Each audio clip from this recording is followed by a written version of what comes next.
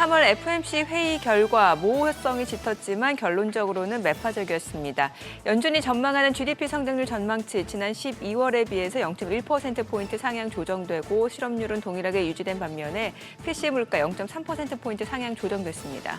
네, 이러한 상황이다 미국 경제가 양호한 흐름을 지속할 것으로 예상하며 물가 압력은 높아질 것으로 전망했습니다.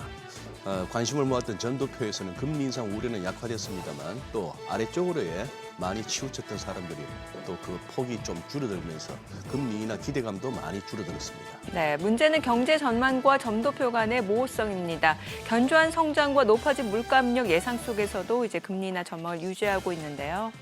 파월 의장은 관세로 인한 물가 압력이 점차 둔화될 수 있다고 이러한 모호성을 설명했지만 설득력은 좀 약해 보입니다. 더욱이 유가발 물가 압력 확대 가능성이 커져 연준의 3월 경제 전망치에 대한 의문도 커질 수밖에 없습니다. 한편 뉴욕 증시 3대 주가지수 모두 1% 넘게 떨어졌고요. 마이크론 테크놀로지, 어닝 서프라이즈를 기록했지만 시간의 거래에서는 많이 떨어지는 모습이었습니다. 오늘 우리 시장에는 어떠한 영향을 미치게 됐는지 잠시 후 자세히 알아보겠습니다. 또 더 많은 국내 주식 정보 받아보실 분들은 카카오톡 채널 머니랩 추가하시기 바라고요. 모든 투자 판단의 책임은 투자자분들께 있다는 점도 알려드립니다. 그럼 글로벌 증시 상황부터 정리해볼까요? 최주연 아나운서 소식 전해주시죠.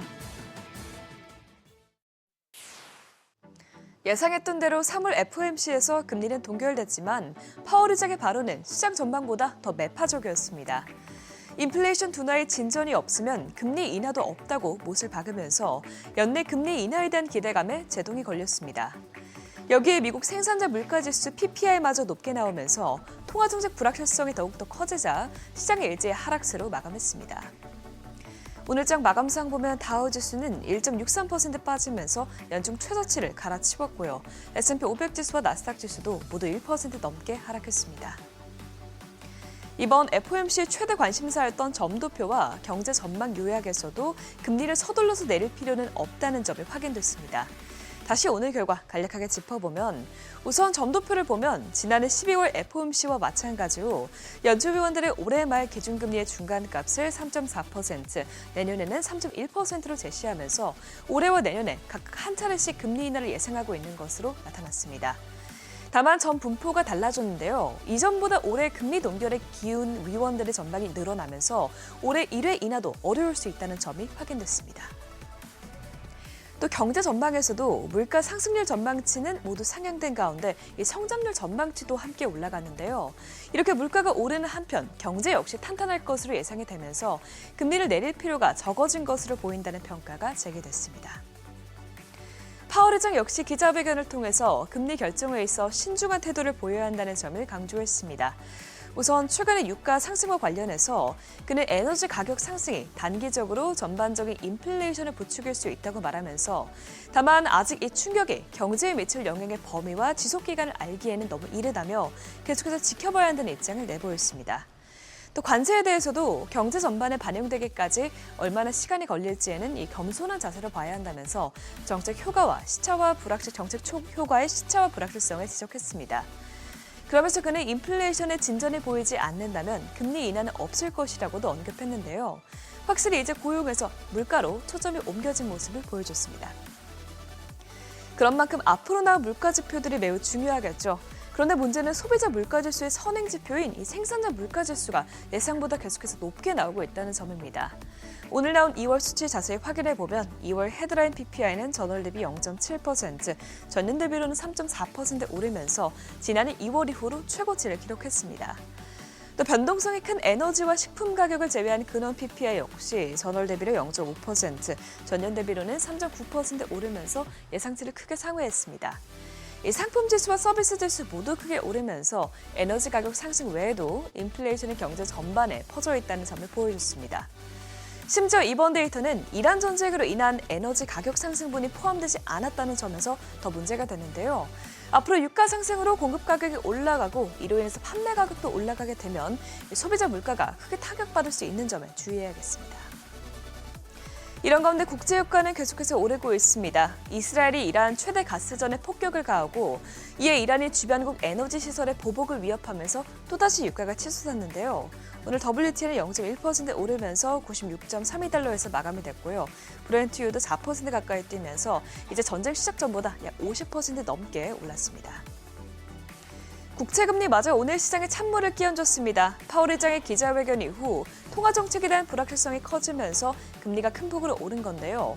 결국 10년물 금리가 0.06%포인트, 2년물 금리도 0.1%포인트 폭등했습니다. 빅테크 기업은 모두 하락세로 마감했습니다. 그나마 장중 상승하던 엔비디아도 0.84% 하락세로 전환했고요. 특히 아마존이 2% 넘게 급락했는데요. 마이크로소프트가 오픈AI와 아마존의 협력에 대해서 법적 조치를 검토하겠다고 밝힌 이후 하락폭이 더 거세졌습니다. 시총 6위부터도 보면 메타와 브로드컴, 테슬라 모두 1%대 낙폭을 기록했고 간밤 필수 소비자 업종이 가장 크게 빠지면서 월마트도 2.48%로 급락 마감했습니다. 그나마 다행인 것은 장 마감 이후에 반도체 실적 풍향기로 불리는 마이크론 실적이 흠잡을 데 없이 잘 나왔다는 것입니다. 지난 회계연도 2분기 매출은 238억 6천만 달러로 집계 되면서 전년 동기 대비해서 3배나 증가했고요. 시장 예상치도 크게 웃돌았습니다. 주당 순이익도 112.20달러를 기록하면서 시장 예상을 큰 폭으로 상회했습니다. 이렇게 AI 반도체에 들어가는 D램과 낸드 플래시 등 메모리 반도체 수요가 급증하면서 실적이 크게 성장한 건데요. 그러면서 이번 분기에도 강력한 매출과 주당 순이익 수치를 제시했습니다. 다만 이란 전쟁과 통화정책 불확실성 등 악재가 몰리면서 현재 시간외 거래에서 마이크론 주가는 일부 조정을 받고 있는데 이를 오늘 우리 장에서는 어떻게 소화할지 지켜봐야겠습니다. 지금까지 굿모닝 마켓이었습니다.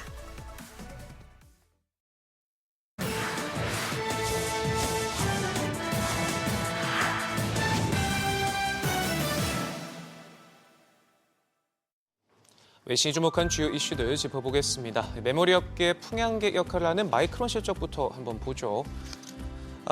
AI 현풍을 타고 어닝 서프라이즈 올렸습니다. 매출과 주당 순이익 모두 예상치를 크게 넘어섰는데 특히 매출은 전년 대비 3배 가까이 뛴 238억 달러를 찍으면서 사상 최대 역대급 분기를 보냈습니다.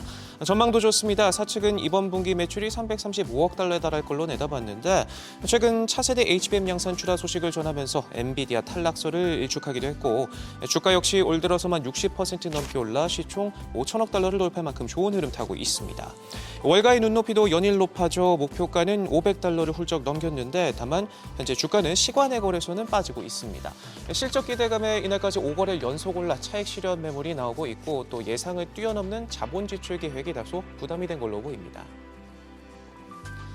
트럼프 행정부가 널뛰는 유가를 잡기 위해 100년 묵은 법안까지도 꺼내 들었습니다. 미국 항구 사이를 오갈 때 미국산 선박 사용을 의무화하는 존스법을 2달간 면제하기로 했는데요. 이렇게 되면 외국 선박도 에너지 제품을 나를 수 있게 됩니다. 이번 단기 면제 조치가 적용되는 품목으로는 원유와 석탄, 석유정 제품, 천연가스, 비료, 기타 에너지 파생 제품 등이 포함되는데요. 중간 선거를 앞두고 발등에 불이 떨어진 상황에서 그만큼 이번 사태가 안방 경제에 미친 영향이 얼마나 심각한지를 여실히 보여주는 대목입니다. 산업계 소식으로 넘어가 보죠. 엔비디아가 애타게 기다려온 중국 수출문이 드디어 열린 듯 보입니다. 젠슨황 CEO는 수출 허가를 여러 확보했고 주문도 크게 늘었다면서 H100칩 생산 라인을 다시 가동하기 시작했다. 생산이 재개됐다는 소식을 전했는데요. 불과 2주 전과 비교하면 상황이 완전히 달라졌다고도 말했는데 이번 GTC 행사에서 큰 주목을 받은 최신 추론칩 그록까지도 중국 시장에 공급하기 위한 준비에 나선 걸로 전해집니다. 마이크로소프트와 오픈 AI 사이 갈등의 골이 깊어지고 있습니다. 이번엔 아마존과 맺은 500억 달러 규모의 클라우드 계약이 도마에 올랐는데요. 마이크로소프트는 이 거래가 자사의 독점 클라우드 협력 구조를 침해할 수 있다 법적 대응을 검토하고 나섰습니다. 오픈 AI와 아마존 측은 기존 계약을 우회하는 방식으로 시스템을 구축하고 있다. 충돌 소지가 없다 맞받아치고 있는데 이번 갈등은 달라진 마이크로소프트와 오픈 AI 간 관계를 여실히 보여주고 있습니다. 만약 분쟁이 실제 법정으로 이어지게 되면 올해로 예정된 오픈 AI의 역대급 기업 공개 로드맵에도 차질이 생길 수 있다는 전망도 나오고 있습니다. 메타가 한때 사명까지 바꿔가며 올인했던 메타버스 사업에서 완전히 손을 떼는 모양새입니다. 자사 가상현실 헤드셋 퀘스트에서 호라이즌 월드 서비스를 중단하기로 했는데요. 다만 PC 버전과 스마트폰 서비스는 계속 운영할 방침입니다.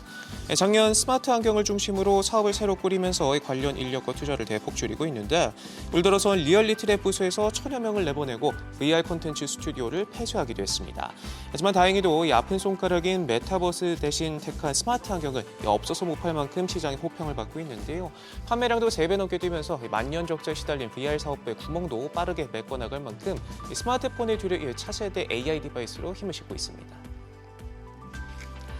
10년 넘게 이어진 코인 규제 논쟁의 마침표가 찍혔습니다. 미국 증권당국이 비트코인을 비롯한 주요 가상자산을 증권이 아닌 디지털 상품으로 규정했는데요. 한마디로 코인은 발행사의 경영 활동이 아니라 시장 수요와 공급에 따라 가격이 형성되는 자산이라는 의미입니다. 그동안 가상자산을 사실상 증권으로 간주해 규제를 쏟아내던 이 당국의 시각이 달라졌다는 평가가 나오는데 허들이 내려오면서 업계선 제도권 자금이 시장으로 유입될 가능성이 더 커졌다 보고 있고요. 앞으로 당국의 직접적인 규제 대상은 토큰화된 주식이나 국채 등을 의미하는 디지털 증권이 될 것이라는 분석도 함께 나오고 있습니다. 지금까지 글로벌 비즈였습니다. 어제장에서 이슈가 있었던 업종 살펴보는 기업 이슈 시간입니다. 화학업종의 원가수의 기대감에 관련주들이 상승으로 마감했습니다. 급등락을 이어오던 유가가 다시 하락세 보이면서 화학 관련 종목에 대한 매수세를 자극한 것으로 보이는데요. 어제 여기에 강훈식 대통령 비서실장이 전략경제협력 특사로 아랍에미리트를 방문한 뒤 청와대 브리핑에서 아랍에미리트가 한국에 최우선으로 원유를 공급하기로 약속했다고 밝힌 점도 투자 심리를 한층 키운 것으로 풀이됩니다. 해당 소식에 어제 화학주들 상승세 보였는데 대표적으로 OCI홀딩스가 17%대 급등 마감했고 롯데케미칼이 16%대, 금호석유화학까지 10%대 강세 보였습니다. 지정학적 리스크에 따른 에너지 공급망 불안과 AI 데이터 센터 전력 수요 증가, 여기에 또 정부의 원전 정책 등이 맞물리면서 원전주가 동반 강세 보였습니다. 중동 분쟁 등으로 석유와 액화 천연가스 공급망 불안이 지속되면서 원자력이 대안으로 떠오른 결과로 보이는데요. 여기에 AI 산업 확대로 인한 전력 수요 급증이 원전 산업에 긍정적인 영향을 미치고 있다는 분석도 나오고 있습니다. 원전주 연일 상승세 보이고 있는 가운데 대표적으로 올랐던 종목들 살펴보면 우리기술이 21%대로 가장 큰 상승폭 보였고 건설주도 원전주 모멘텀으로 함께 오르는 모습이었습니다. 현대건설이 5.65% 오르면서 17만 원 선에 마감이 됐고 두산 에너빌리티까지 2.78% 올랐습니다. 국제유가 불안에 항공권을 미리 발권해두려는 수요가 증가할 것이란 전망이 나오고 있는데요. 그러면서 어제 장 초반에는 항공주 주가가 강세를 보였습니다. 하지만 증권가에서는 이 유류비 부담 증가에 따른 단기 조정은 불가피하다 하면서도 중장기적으로는 항공우주 부문 성장과 이 여객 수요 증가세가 반등 여지를 만들 수 있다고 기대하고 있습니다. 장 초반 강세 보이던 항공주 후반으로 갈수록 상승폭을 반납하는 종목들도 있었는데요. 아시아나항공은 2.84%, 대한항공은 2.62% 오른 반면 TA항공은 0.36% 강보합권에 진에어는 0.31% 약세로 전환되며 마감했습니다. 주주총회 시즌을 앞두고 보험주도 기지개를 폈습니다. 2주 연달아 예정된 보험사 주주총회에 대한 기대로 보험주의 주가가 상승하고 있는 것으로 풀이가 되는데요. 이번 주총 시즌의 핵심 의제는 상법 개정에 따른 지배구조 변화인데 보험사들은 사회이사 선임과 정관 개정 등을 통해 제도 변화에 대비하고 있습니다. 오늘 19일에는 삼성생명, 20일에는 삼성화재, 현대해상, KB손해보험, DB손해보험의 주주총회가 예정되어 있습니다. 어제 기대감에 올랐던 보험주들 살펴보면 한화생명은 9.60%, 삼성생명은 8.29% 올랐으며 동양생명까지 1.88% 오름세 보였습니다. 지금까지 기업 이슈 전해드렸습니다.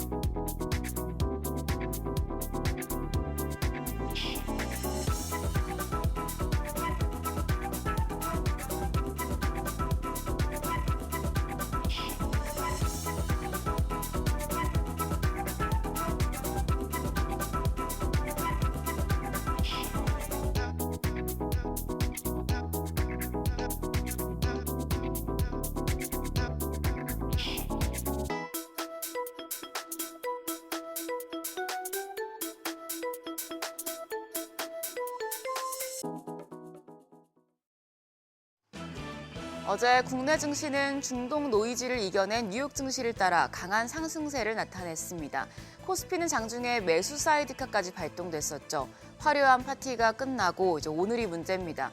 우리가 이제 쉬는 사이에 중동 이슈로 국제 유가가 급등했고 이뿐만 아니라 물가 이슈, FOMC 이슈 등 시장에 부정적인 영향을 줄 소식들이 여럿 나왔습니다. 오늘은 걱정을 안고 개장 준비하셔야겠는데요. 어제장 복귀하면서 오늘장 투자 포인트 체크하겠습니다. 어제는 시장 굉장히 좋았습니다. 코스피가 5% 올라서 중동 사태 이후로 처음으로 5,900선을 돌파했고 코스닥 역시 2.4% 강세로 1,164선에 마감했습니다. 엔비디아 GTC를 통해 AI 투심이 개선된 상황에서 삼성전자의 특별 배당과 자사주 소각 발표가 반도체주를 끌어올렸고요. 여기에 현대차와 AI 밸류체인까지 합세하면서 고유가에 대한 부담을 이겨내고 시장 강한 상승세를 보여줬습니다. 외국인은 양시장 그리고 선물에서 대규모 순매수로 전환되는 모습을 보였습니다.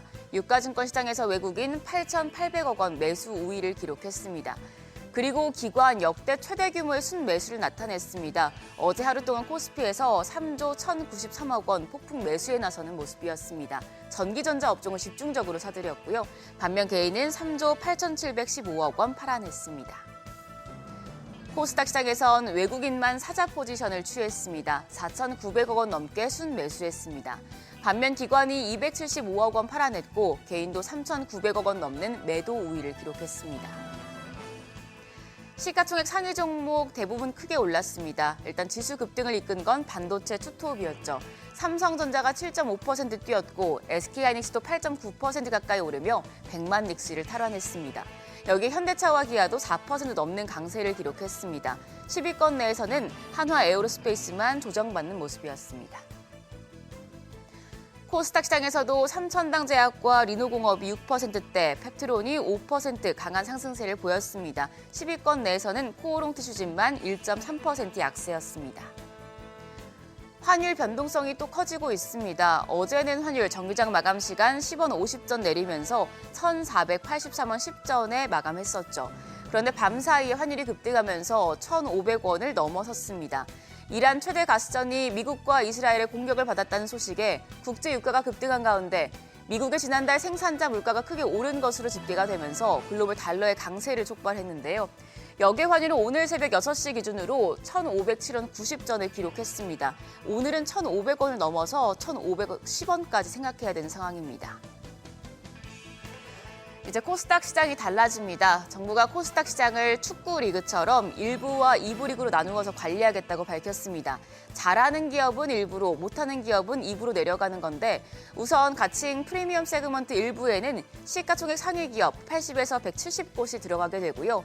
코스닥 일반 스케일업 기업들은 스탠다드에 속하게 됩니다. 그리고 상장 폐지 우려가 있거나 거래 위험 기업들은 따로 관리하기로 했습니다. 정부는 이에 더해서 중복 상장을 엄격하게 관리하기로 했고요. 업종별 저주가 순자산 비율 PBR 기업들의 명단도 공개합니다.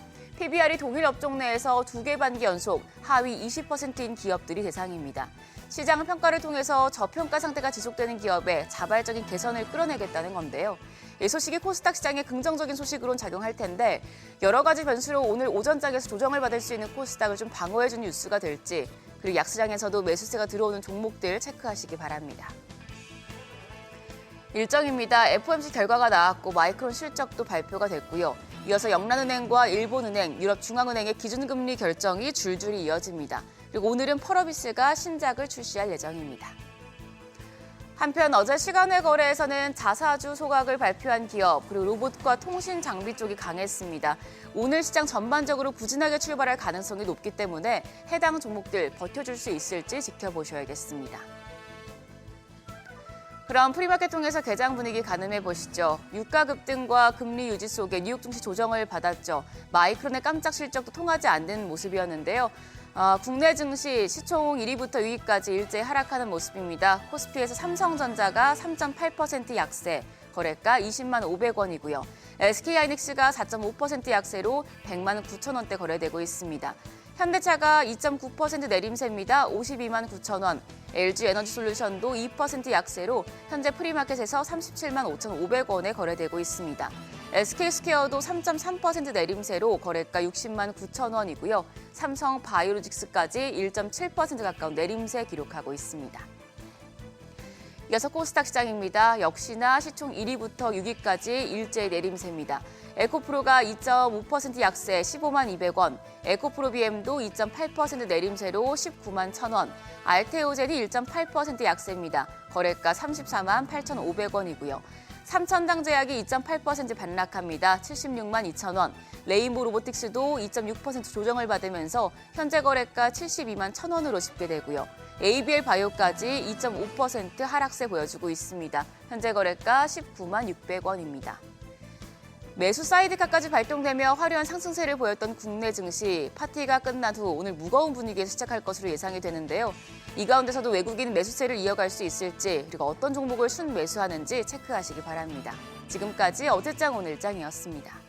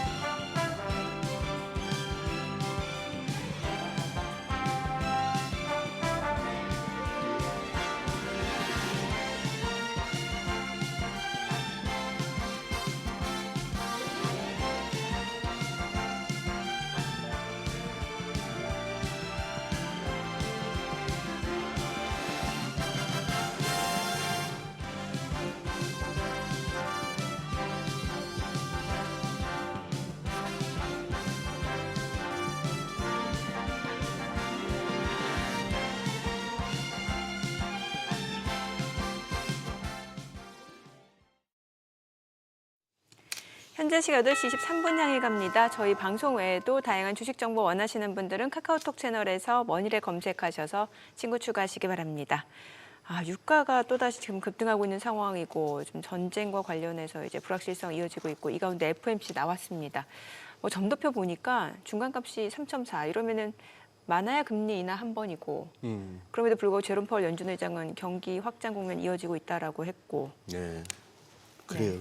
지금 이제 정민님께서 이제 뭐 FMC를 먼저 언급했습니다만 저도 오늘 오면서 뭐 귀로 듣고만 오는 네네네. 거죠. 모닝벨을 들으면서 쭉 왔는데 제가 알기로는 많은 또 이렇게 시청자분들이 아침부터 이렇게 모닝벨 머니쇼 연결해서 쭉 들으시더라고요. 네. 그런데 이제 모닝벨에서 다 보셨던 분들에게는 뭐 그거 했겠지만 오늘 좀 머니쇼 오프닝이 좀 아쉬웠죠, 우리 둘 다. 그렇죠. 간밤에 정말 많은 재료가 맞아요. 한꺼번에 쏟아졌어요. 예, 벌써 이란의 가스전이 공격받으면서 유가 급등했죠. 맞아요. 거기다가 그래서 개장 초부터 조금 불안한 차에 그러면서 또 2월 PPI가 너무 높게 나왔고 생산자 물가지수. 네, 예. 그렇게 나온 데다가 FMC 있었죠. 마이크론 실적 나오고 나서 그렇게 좋은 실적인데도 네, 애프터장에서 시간에서 많이 그 떨어지고. 시간에서 많이 빠지고 있고 예. 이게 뭐부터 말씀을 드려야 될까 싶을 정도로 사실 다 중요하죠. 거기다 뭐 파월 의장 워시가 인준 안 되면. 내가 계속 해야 될 것 같은데 과거에도 그래 왔으니까. 네. 예, 이러니까 2년물 수익률이 또 올라가고. 2년물 수익이 무려 10bp나 올랐습니다. 예. 그랬는데 이제 아마 머니쇼 이제 시작한다 해서 TV 켜셨던 시청자분들이라면 저거보다는 어제 좀 더 급박했을 텐데 둘이 좀 한가하다 싶으셨을 것 같아요. 죄송한데 그죠?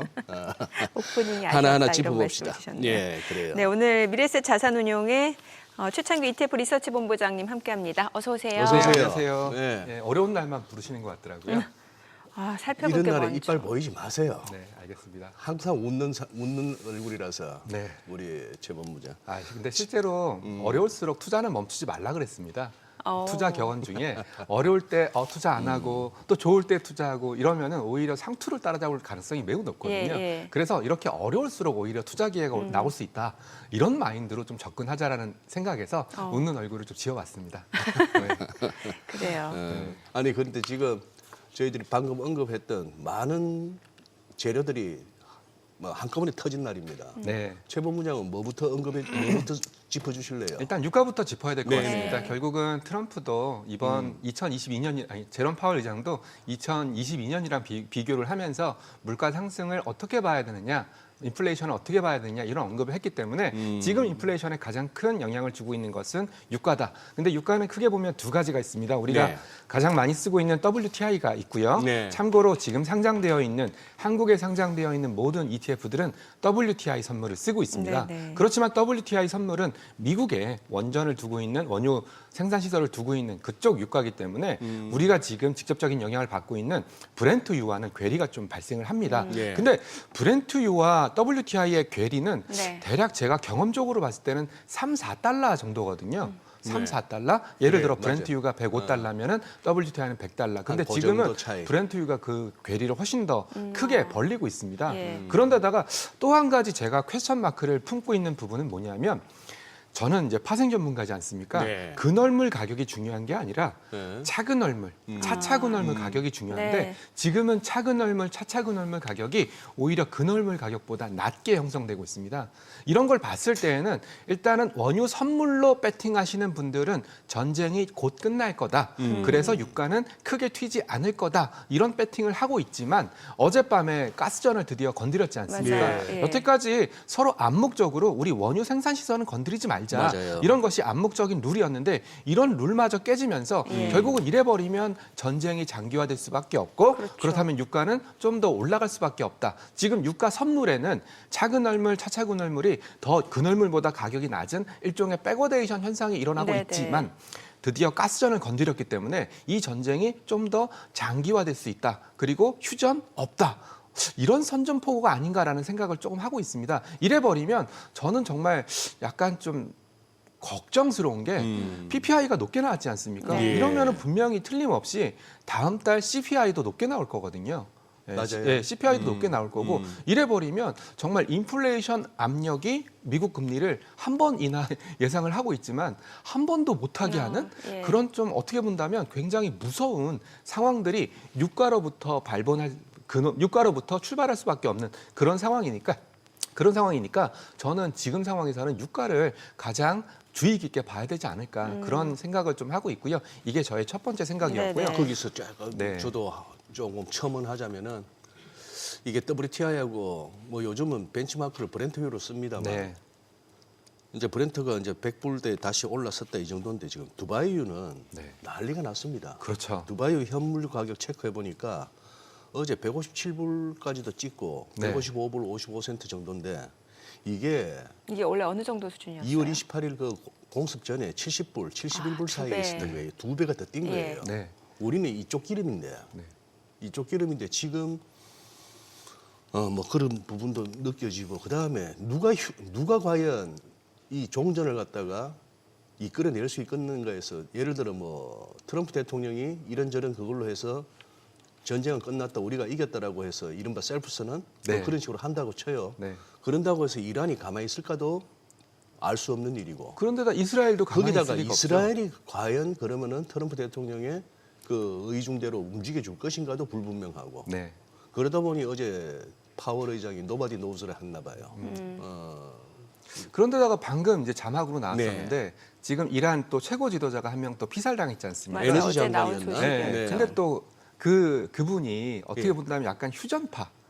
그 전에 그 사령관 맞아요. 예, 휴전파. 즉, 맞아요. 어떻게 네. 본다면 강경파가 아니라 휴전파였는데 휴전파가 또 암살로 제거됐기 네. 때문에 라리자니.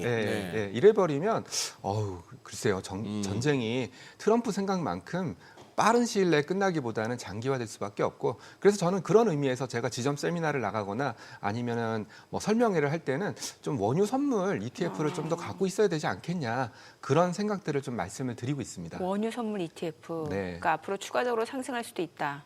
상승한다는 개념보다는 이런 불확실성, 우리가 방금 얘기 나눴던 불확실성을 어떻게 본다면 이걸 갖고 있음으로 인해서 좀 해지를 해줄 수 있는 수단이 될 수밖에 없다. 저는 그런 생각에서 좀 말씀을 좀 드리고 있고요. 예. 실제로 원유 선물 ETF가 최근에 거래량이 굉장히 많이 늘었어요. 네. 그런데다가 오히려 거꾸로 좀 아이러니한 현상인데 이렇게 전쟁 리스크가 터지게 되면 저 같은 ETF 담당자한테는 골드 ETF 어때요? 금 ETF 사야 돼요? 이렇게 물어보거든요. 예. 근데 오히려 금 가격은 빠졌어요. 맞아요. 그래요. 네, 그러고 달러와 이제 강세의 영향이다라고 얘기할 수 있겠지만 저는 단순히 금 가격이 달러와 강세의 영향으로 빠졌다 이렇게 설명하기는 좀 어렵다라고 보고 있습니다. 네. 이건 뭐 실물금리 올라가니까 빠졌다 이런 해석도 나오잖아요. 근데 저는 뭐 여러 가지 생각들이 있는데 최근에 예. 많이 올랐으니까 아, 최근에 일단 특징 중에 올랐으니까. 하나가 뭐냐면 많이 오른 자산은 기고 있거든요. 예. 미국도 마찬가지고 그리고 미국의 매그니피센트 세븐 종목들도 마찬가지고 많이 올랐던 종목들은 좀 쉬어간다라는 개념. 그리고 특히 금이 또 많이 올랐거든요. 맞아요. 그런 개념으로 접근할 수 있는데 결국은 전쟁이 터진다면 전쟁이 본격화되고 전쟁의 리스크가 극대화된다면 금 가격이 꿈틀거리지 않을까. 저는 그런 생각까지 좀 하고 있습니다. 아, 지금보다 전쟁 양상이 좀 더 격화된다라고 하면. 맞습니다. 그래서 좀 금을 좀 바로미터로 좀 봤으면 좋겠다. 참고로 지금 온스당 5,000달러 밑으로 4,800달러까지 예. 떨어졌거든요. 예. 만약에 전쟁이 장기화되고 격화되고 예. 좀 더 치열해진다면 금이 좀 꿈틀거리지 않을까라는 생각까지 하고 있습니다. 거기다가 저는 개인적으로 어제 나왔던 그 재료들 중에 2월 PPI가 조금 저는 깨림칙한 게 네, 작년 4월에 트럼프 대통령이 이제 상호 관세를 부과하기 시작했고 그렇죠. 그 이후로 어떻게 보면은 뭐 누가 그 관세를 갖다 부담하고 뭘 상쇄하느냐 등등의 논란이 있었지만 관세로 인한 물가 압력은 분명히 있었을 거고 그런데 소위 말해서 이게 전년 대비 이런 식으로 따지다 보니까 이제 4월부터는 관세로 인한 뭐 물가 상승 압력은 좀 이제 지표상으로는 안 나타날 거야 했는데 아니, PPI를 보는 순간에 그리고 최근 유가 흐름을 보는 순간에 계속해서 물가 지표가 이게 안 내려가겠다 싶은 거예요. 네. 그게 어떻게 보면 FMC에도 영향을 좀 주지 않았을까요? 맞아요. 근데 실제로 어저께 정말 재미났던 현상이 S&P 500이나 이제 S&P 500 같은 지수는 11개 업종으로 구성되어 있거든요. 그래요? 긱스라고 불리우는 그런 스탠다드 그 업종 분류표에 11개 업종이 다 빠졌습니다. 아, 모든 업종이 다 네, 빠졌다. 모든 업종이 다 빠졌습니다. 왜냐하면 우리가 방금 얘기 나눴던 이런 얘기들을 반추해 보면 에너지 업종 이런 거 좋아야 되거든요. 네. 오히려 빠졌어요. 네, 그런 거 봤을 때는 방금 말씀하신 물가 지표뿐만 아니라 네. 미국 전 업종이 어떻게 본다면 좀 하락 압력을 받고 있다. 저는 그렇게 좀 느끼고 있습니다. 아하, 그래요. 네. 어, 그래서 어제는 참 생각해 볼 게 참 많았던 것 같아요. 그리고 또 한 가지 말씀 안 드렸던 게 저는 오픈 AI랑 네. MS랑 같은 편이라고 생각했었거든요. 글쎄. 그죠? 네, 예. 같은 편. 어찌 예. 본다면 뭐 지분 관계도 있을 예. 뿐만 아니라 예. 굉장히 뭐 애저 클라우드라든지 이런 쪽을 이용해서 굉장히 친밀한 관계다라고 생각을 했었는데 지금 마이크로소프트가 오픈 AI한테 소송 걸겠다고 그러죠. 너희들 왜 아마존이랑 그 제휴 맺었냐? 네네. 그러면서 소송 걸겠다고 그러고 있거든요. 예. 이런 걸 옆에서 가만히 뜯어보면 미국도 특히 빅테크 기업들도 네. 서로 생존의 사활을 경쟁을 하고 있는 게 아닌가. 영원한 우방은 없는 거 아닌가.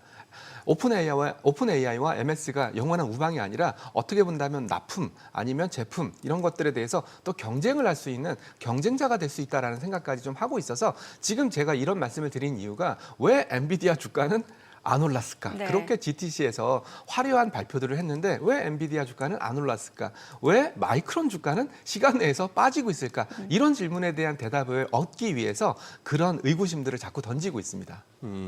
예. 그럼 지금 자금은 어느 쪽으로 흘러간다라는 거예요? 지금 그 말씀은? 자금은 예. 결국은 자금은 그 DM 선진국에서 이머징 마켓으로 많이 흘렀던 건 사실인 것 같아요. 예. 왜냐하면 우리가 소위 말하는 셀 아메리카 이런 네. 얘기들 했었지 않습니까? 예, 예. 그러면서 이머징 마켓으로 왔고 이머징 마켓으로 오는 와중에 한국물 쪽으로도 상당히 많이 왔었거든요. 네. 그래서 실제로 EWY와 같은 한국을 대표하는 미국 상장 ETF도 수급 쪽으로 본다면 굉장히 자금적인 흐름들이 많이 형성됐다 이렇게 볼 수 있는데 결국은 미국에서는 자금의 문제를 되새겨 보면은 사모펀드들 뭐 KKR이라든지 네. 블루아울이라든지 분명히 자금적인 측면에서는 문제가 될 리스크가 충분히 있다 이렇게 또 분석을 하고 있습니다. 그래서 어젯밤에 생각해봐야 될 대목들이 굉장히 많아요. 네. 예, 그래서 그런 것들을 하나씩 좀 생각을 좀 해봤습니다. 아유,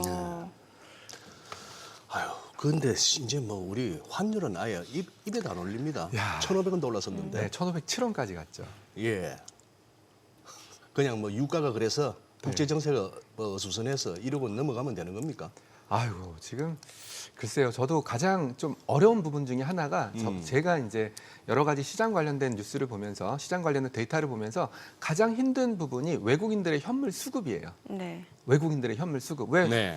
환율 얘기하면서 외국인 수급을 얘기하냐? 이렇게 약간 의아해 하실 수 있겠지만 외국인들도 어찌됐건 달러로 한국에 투자하는 투자 주체지 않습니까? 네. 그런 투자 주체가 원화가 약세가 돼버리면 거기서 환손실이 발생할 수가 있거든요. 그래서 최근에 외국인들의 현물 매도가 오히려 주가 상승 국면에서 더 가파르게 나오고 있거든요. 네. 상식적으로 말이 안 되지 않습니까? 주가가 상승한다면 오히려 불타기를 해서 오히려 그 상승에 더 동참을 해도 시원찮을 판국에 그리고 예. 우리가 SK 하이닉스나 삼성전자 실적 안 좋습니까? 네. 오히려 실적 가이던스 올라가고 있는 예. 국면이거든요. 그럼에도 불구하고 외국인들의 현물 매도가 뭐 굉장히 거세지는 걸 본다면 저는 분명히 환율의 영향이 아닐까 그렇게 좀 판단을 하고 있고요. 이렇게 환율이 지금 1,508원 찍고 있는데요. 환율이 좀 더 약해진다면 분명히 외국인들의 현물 수급은 더 나빠질 가능성이 높다라고 판단하고 있거든요. 어제 그렇게 샀던 애들 그러면 바본가? 그렇죠. 또 팔 수 있다라는 거죠. 또 팔 수 있다. 네, 오히려 이 정도 환율이라면 오히려 뭐 주식에서 발생하는 수익보다 환에서 발생하는 손실이 더 커질 수 있다라고 판단한다면 오히려 팔고 나갈 수 있는 그런 상황들이 연출되고 있고요. 지난주가 3월 동시 만기일이었지 않습니까? 3월 동시 만기일 때 외국인들이 코스피 100 선물을 무려 34,000개양 매도 롤오버했습니다. 즉 매도로가 예, 즉 선물 3월물 매도를 예. 선물 6월물 매도로 넘기는 그대로 매도 아직도 하방 터지셔야 얘기네. 그렇습니다. 그럼 결국은 네. 이런 거랑 맞물려 본다면 외국인들 입장에서는 한국의 펀더멘탈 오케이 좋아. 그렇지만 한국의 매크로적인 지표, 특히 환율과 같은 지표 그리고 또 미국의 기준금리 인하 가능성이 떨어진다면 한국도 금리 인하 가능성 굉장히 높지 않을 거야. 이런 매크로 관점에서 본다면 외국인들의 수급, 외국인들의 행동 자체는 그렇게 긍정적이지 않을 수 있다라고 판단하고 있습니다. 근데 그거는 어떻게 보세요?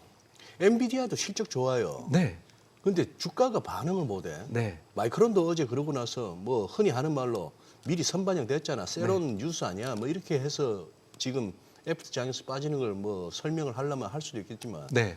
아니 왜 실적 좋은 애들이 못 가요 요새? 일단 미국에? 엔비디아와 마이크론은 살짝 다른데요. 엔비디아 같은 경우에는 가장 큰 문제가 하나가 있습니다. 너무 덩치가 커졌어요. 너무 커졌다. 네, 4조 달러 시가총액을 자랑하고 있기 때문에 4조 달러면 참고로 원화로 환산하면 잠깐만요. 아까 우리 최 본부장께서 S&P 500 11개 업종이 다 빠졌다고 할 때 살짝 나갔던 히트맵이 네. 잘못 나갔던 것 같아요. 맞아요. 어제는 저래요. 다 빠졌어요. 네. 온통 뻘개요. 그러니까 예. 네, 아마 죄송합니다. 아까. 아마 네. 빨간색 보시는 분들이 올랐네라고 생각할 수 있는데 그러니까. 네, 미국은 거꾸로입니다. 네. 자, 제가 드리는 말씀이 뭐냐면 첫 번째는 엔비디아는 시가총액이 너무 커요. 4조 달러면 네. 1,500원 환율로 계산해 버리면 거의 뭐 6,000조니까 코스피 시가총액보다 많거든요. 그렇기 때문에 좋은 기업인 건 누구나 다 인정해요. 에브리바디 좋은 기업인 건 인정하는데 좋은 기업이 더 좋아지기가 힘든 상황이라는 거죠. 즉 지금 상황에서는 뭐가 좋냐면 나쁜 기업이 좋아지는 아니면 기대하지 않았던 기업이 좋아지는 이런 시나리오가 굉장히 긍정적으로 작용을 하고 있거든요.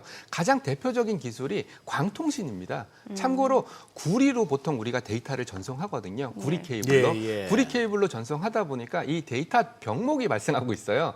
구리라는 물질 자체가 발열도 일어날 뿐만 아니라 데이터 전송 속도가 굉장히 제한적일 수밖에 없거든요. 근데 이것을 광으로 바꿔서 우리 옛날에 광통신 얘기했지 않습니까? 이런 기업들이 굉장히 주가가 급등을 했거든요. 네. 마찬가지 얘기를 드린 겁니다. 전혀 기대하지 않았던 새로운 기술이 등장해서 그게 주목을 받든지 아니면 나빴던 기업이 좋아지든지 예를 들어 마이크론이라든지 인텔 같은 케이스가 그런 케이스거든요. 오라클도 마찬가지고요. 굉장히 안 좋았던 기업이 좋아지든지 이런 시나리오가 최근에서 먹히는 그런 모습이지 엔비디아처럼 좋았던 기업이 더 좋아지는 것은 주가적인 측면에서는 그렇게 크게 반응하지 않는다. 이렇게 좀 분석을 하고 있고요. 마이크론 같은 경우에는 말씀하신 내용이 맞아요. 일종의 세론이에요. 세론. 예, 뉴스에 팔아라 셀온이고요. 그리고 가이던스도 굉장히 좋게 얘기를 했거든요. 그럼에도 불구하고 주가가 오히려 시간에서 하락하는 것은 일종의 세론이다. 이런 세론 현상은 최근에 실적 발표했던 대부분의 미국 기업에서 발견되는 현상이거든요. 아마존 좋았어요, 세론. 메타 좋았어요, 세론. 엔비디아 좋았어요, 세론. 대부분의 현상에서 발생하는 뉴스니까 일단 좋은 기업들이 확실히 더 좋아지든지 아니면 좋은 기업이 살짝 더 좋아지든지 이런 것들은 시장에 크게 반응하지 않는 좀 아이러니한 시장이 되었다. 이렇게 보시면 될 것 같고요. 또 한 가지 말을 좀 덧붙이자면 네. 저는 이렇게 생각하고 있습니다. 과연 누가 승자가 될까요? 정민 앵커님 누가 승자가 될까요? 어디에서? AI 시장에서? AI 시장에서. 내년에 내후년에 누가 승자가 될까요? 브로드컴이 승자가 될까요? 아니면 인텔이 승자가 될까요? 아니면 엔비디아가 승자가 될까요? 아마 시장에서는 누가 승자가 될지 모른다라는 불확실성도 있는 것 같아요. 참고로 저도 개인적으로는 약간 브로드컴이 차세대 엔비디아가 되지 않을까 이런 생각을 좀 하고 있거든요. 그래요? 여기서 승자의 개념이라는 게 정확히 어떤 걸 말씀하시는 거예요? 마치 포털 서비스로 따진다면 옛날에 우리가 학교 다닐 때 라이커스, 뭐 예. 야후 이런 거 있었지 않습니까? 아, 시장 점유율. 예, 맞습니다. 근데 지금은 누가 살아남았죠? 네이버 하나 살아남았지 않습니까? 마찬가지로 내년, 내후년, 내내후년에 AI 시장에서 정말 독보적으로 살아남을 수 있는 기업들, 이런 기업들이 누굴까라는 것을 시장에서는 끊임없이 의구심을 던지는 것 같아요.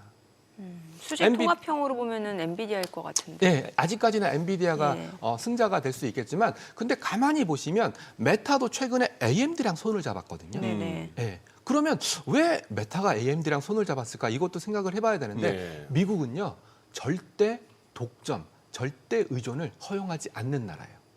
즉 메타가 엔비디아도 하고 있지만 AMD도 해서 AMD 너희가 잘 되면 우리도 득을 볼게 그러면서 주식 살 수 있는 권리까지 네. 계약을 맺었거든요. 이런 거 봤을 때는 미국에 있는 하이퍼스케일러들, 빅테크 기업들도 바보가 아닌 이상 누구 한 명의 독주, 누구 한 명의 의존적인 관계를 허용하지 않을 겁니다.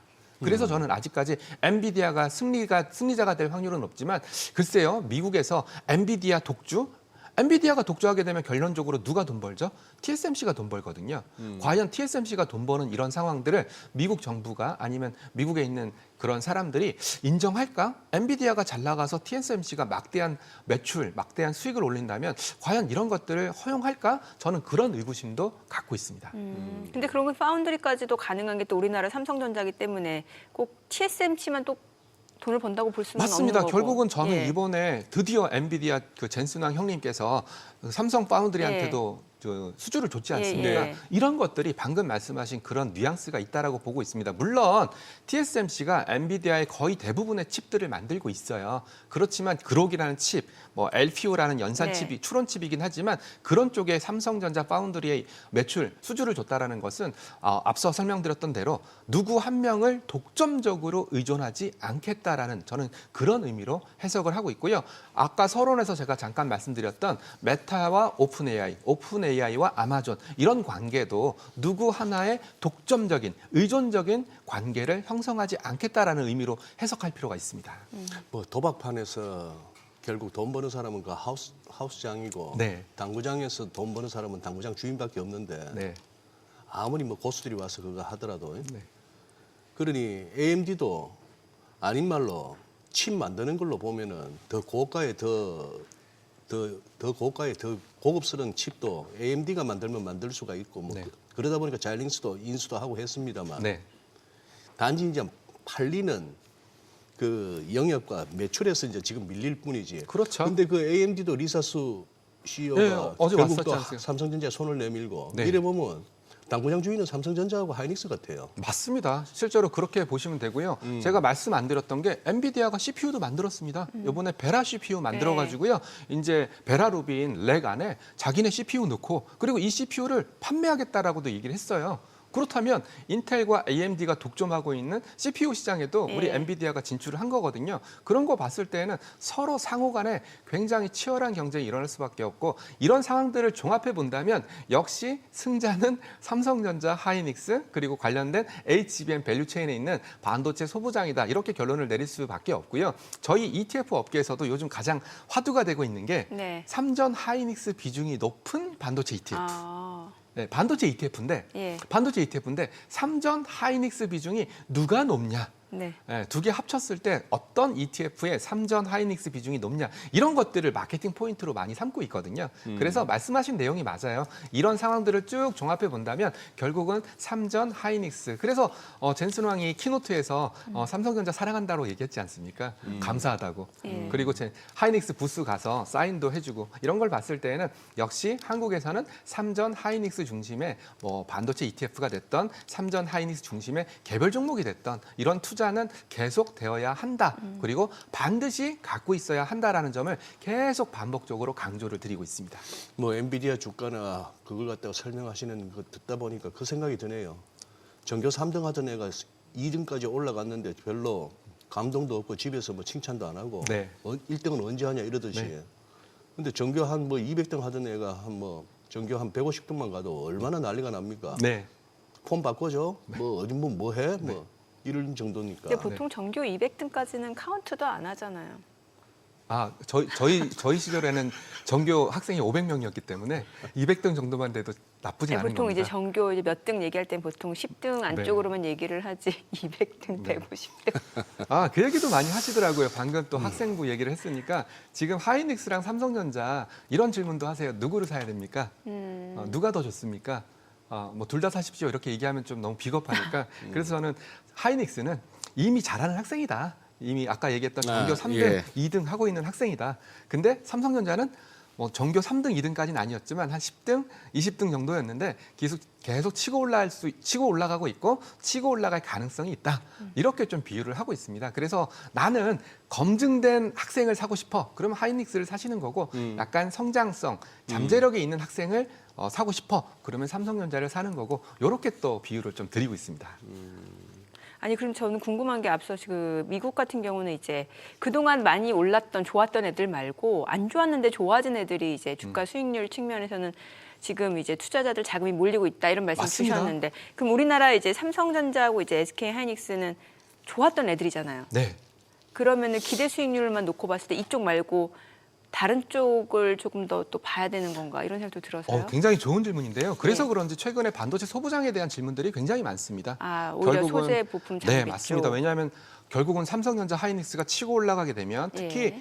또 그 그룹 LPU 칩은 S램을 쓰고 있거든요. 맞아요, S램. 예. S램은 제 기억 속에 아주 옛날에 쓰던 램이라고 생각이 들 정도로 약간 옛날 쪽 램이거든요. 예. 어떻게 본다면 레거시 메모리의 가장 대표적인 주자거든요. 어쨌거나 초저지연이 굉장히 중요한 거니까. 네네네. 예. 그런 걸 봤을 때는 결국은 이런 S램, 뭐 DDR램 아니면 뭐 노트북용 램, 저전력 램 이런 것들이 쓰인다면은 분명히 반도체 소부장 쪽으로 기회가 오지 않을까 그런 생각을 좀 하고 있고요. 참고로 이런 레거시 메모리에 해당되는 반도체 소부장 기업들은 약간 전공정에 해당되는 그런 기업들이고요. 그리고 또 최근에 또 HBM이 또 각광을 받고 있고 네. 베라루빈 렉에도 HBM이 굉장히 많이 그렇죠. 쓰이거든요. 거의 테라바이트 단위까지 HBM이 쓰이거든요. 예. 그래서 HBM 밸류 체인에 있는 패키징 아니면 CPO 이런 쪽 밸류 체인들이 최근에 좀 각광을 받고 있습니다. 그래서 레거시 메모리 쪽 전공정 그리고 HBM 쪽 후공정 패키징 이런 쪽으로도 아마 ETF를 하시는 분들 아니면 종목을 하시는 분들도 굉장히 관심 있게 보지 않을까 그렇게 좀 생각을 하고 있고요. 지난주에 드디어 코스닥 액티브 ETF가 상장했었어요. 그렇죠. 예. 저 깜짝 놀랐어요. 왜요? 저희 회사에서 발표하진 않았는데 네. 타사에서 발표하게 예. 됐는데 너무 자금이 많이 몰려서 돈이. 네, 심지어 자금이 너무 몰리다 보니까 ETF는 아이나브라는 게 있어요. ETF는 종목을 구성해서 썸을 내는 거지 않습니까? 네. 그래서 지금 현재 주가로 ETF 가격을 취한한 게 아이나브거든요. 네. 이 아이나브보다 300원, 400원 더 비싸게 거래돼요.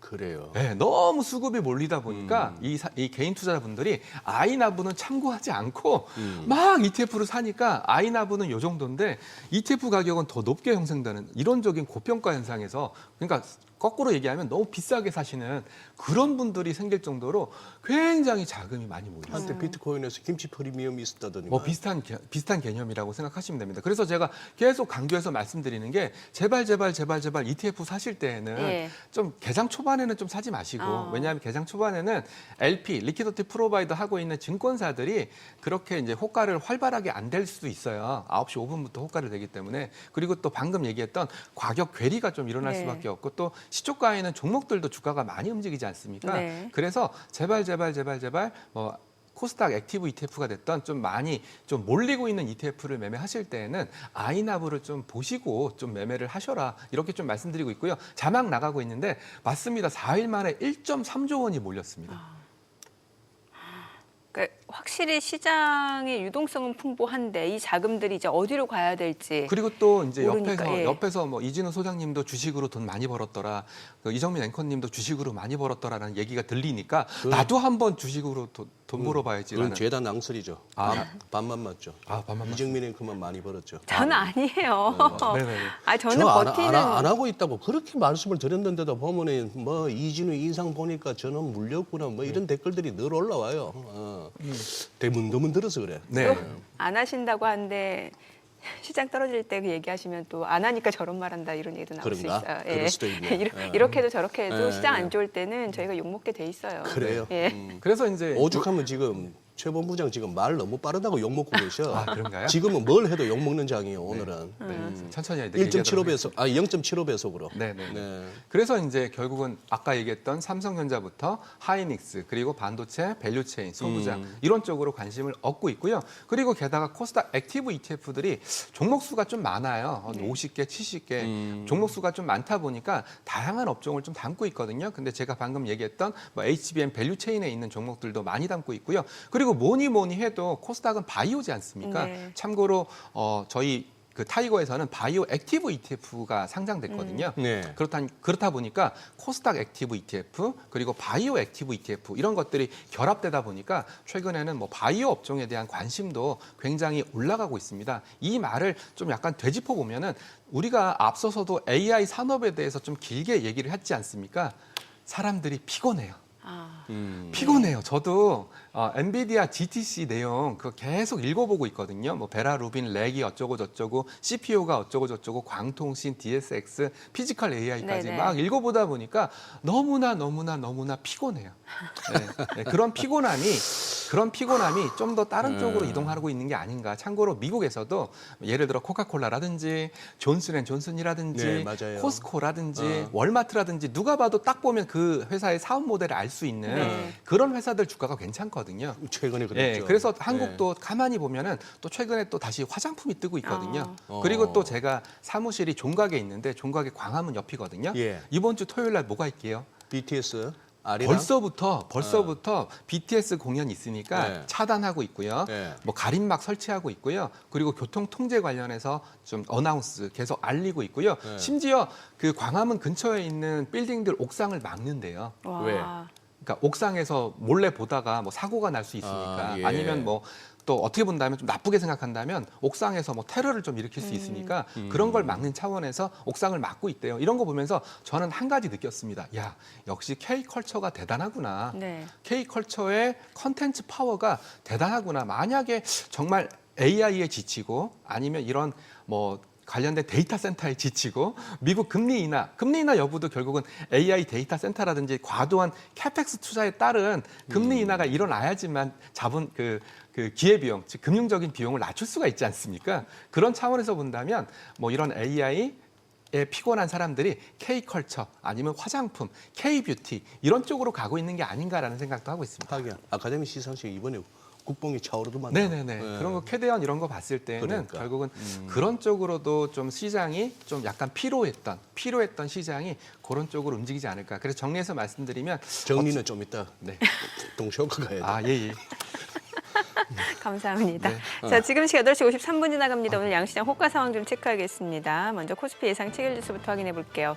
오늘 1.4% 하락 출발 예상됩니다. 5,779, 코스닥 1.9% 하락 예상되고요. 1,141로 나타나고 있습니다. 시가총액 상위 종목 예상가 보겠습니다.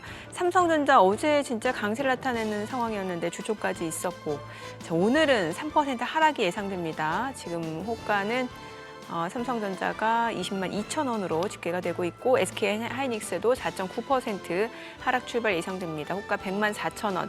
삼성전자 우선주도 내림세 예상되고요. 현대차도 하락 출발 예상됩니다. 호가 52만 7천 원이고 LG에너지솔루션 1% 하락 예상됩니다.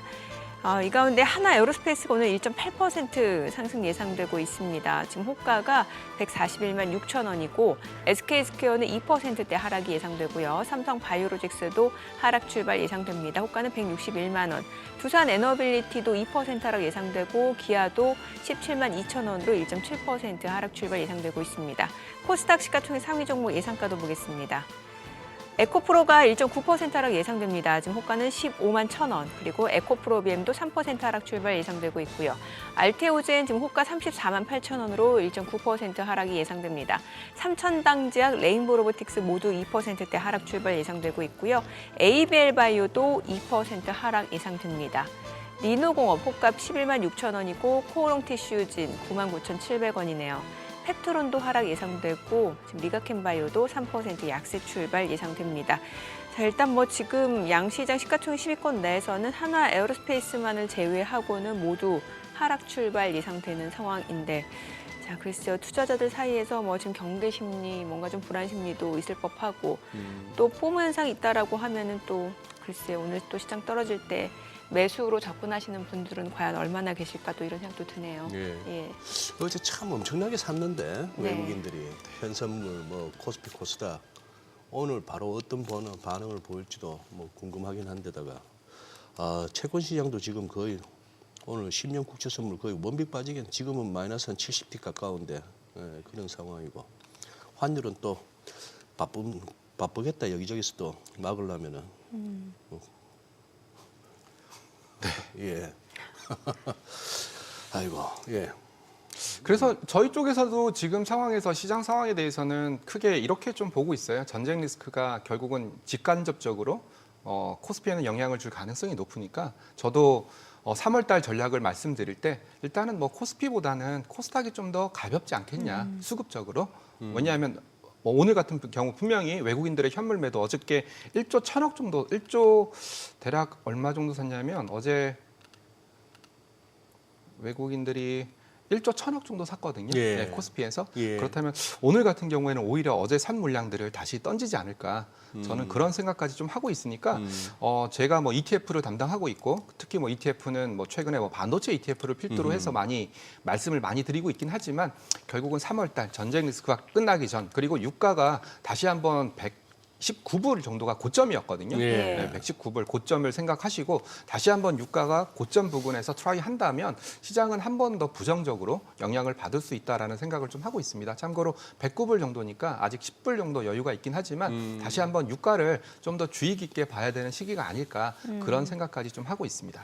어제 자본시장 간담회가 있지 않습니까? 예, 맞습니다. 저도 그거 그냥 유튜브로 계속 듣고 있었습니다. 듣고 있었어요. 그게 어제 어떻게 보면 외인과 기관들이 강하게 매수하는 어떤 모멘텀이 될 수도 있었다고 저는 보는데 네. 그 내용 중에 이렇게 장기적으로 기대해 볼 만한 게 뭐가 있었죠? 결국은 배당 성향과 관련된 배당 얘기에 성향. 저는 굉장히 감명을 받았습니다. 네. 보통은 우리가 배당 수익률이라고 해서 예. 지금 주가가 10,000원이면 얼마 정도를 배당금으로 줬니?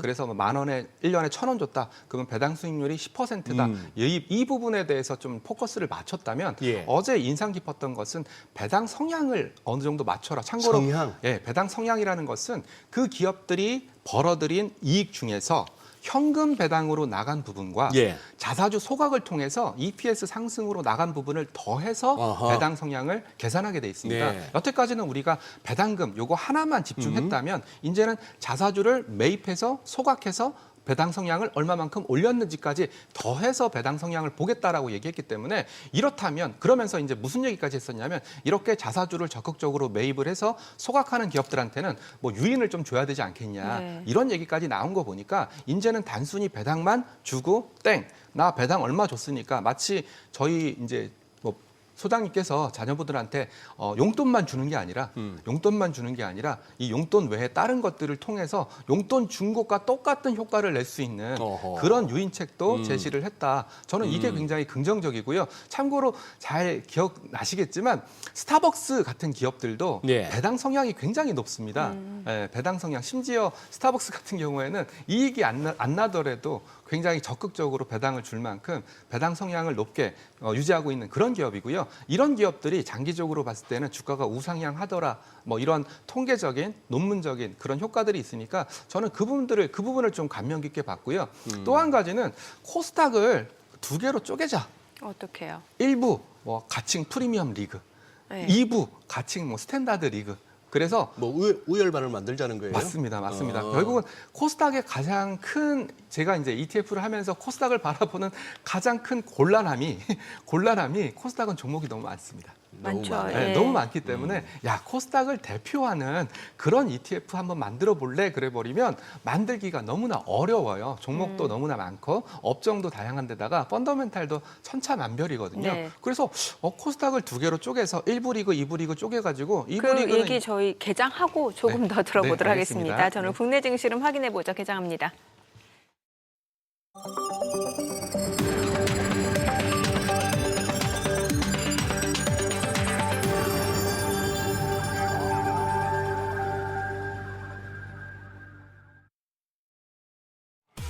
네, 3월 19일 목요일 국내 증시 개장했습니다. 지금 간밤 중동의 지정학적 리스크 더욱더 커지고 있는 상황이고 지금 뭐 이란, 이스라엘 양측 간에 계속되는 싸움에서 지금 유가가 좀 급등하고 있는 모습이고요. 오죽하면 이제 트럼프 대통령은 존스법을 일시적으로 면제하겠다. 자, 이렇게 되면은 뭔가 그 에너지 가격, 유가 안정이 굉장히 중요하다라는 거를 다시 한번 더 투자자들이 실감했던 것 같고 그에 따라서 좀 불안 심리도 커졌던 것 같습니다. 마이크론 실적이 좋았음에도 불구하고 시간에서 좀 많이 떨어지는 상황이었고 오늘 국내 증시도 어제와는 분위기가 굉장히 다릅니다. 물론 어제 많이 오르기도 했습니다만 오늘 또 물량들이 좀 나옵니다. 코스피가 2.7% 떨어집니다. 5,761, 코스닥도 2% 하락합니다. 1,139고요.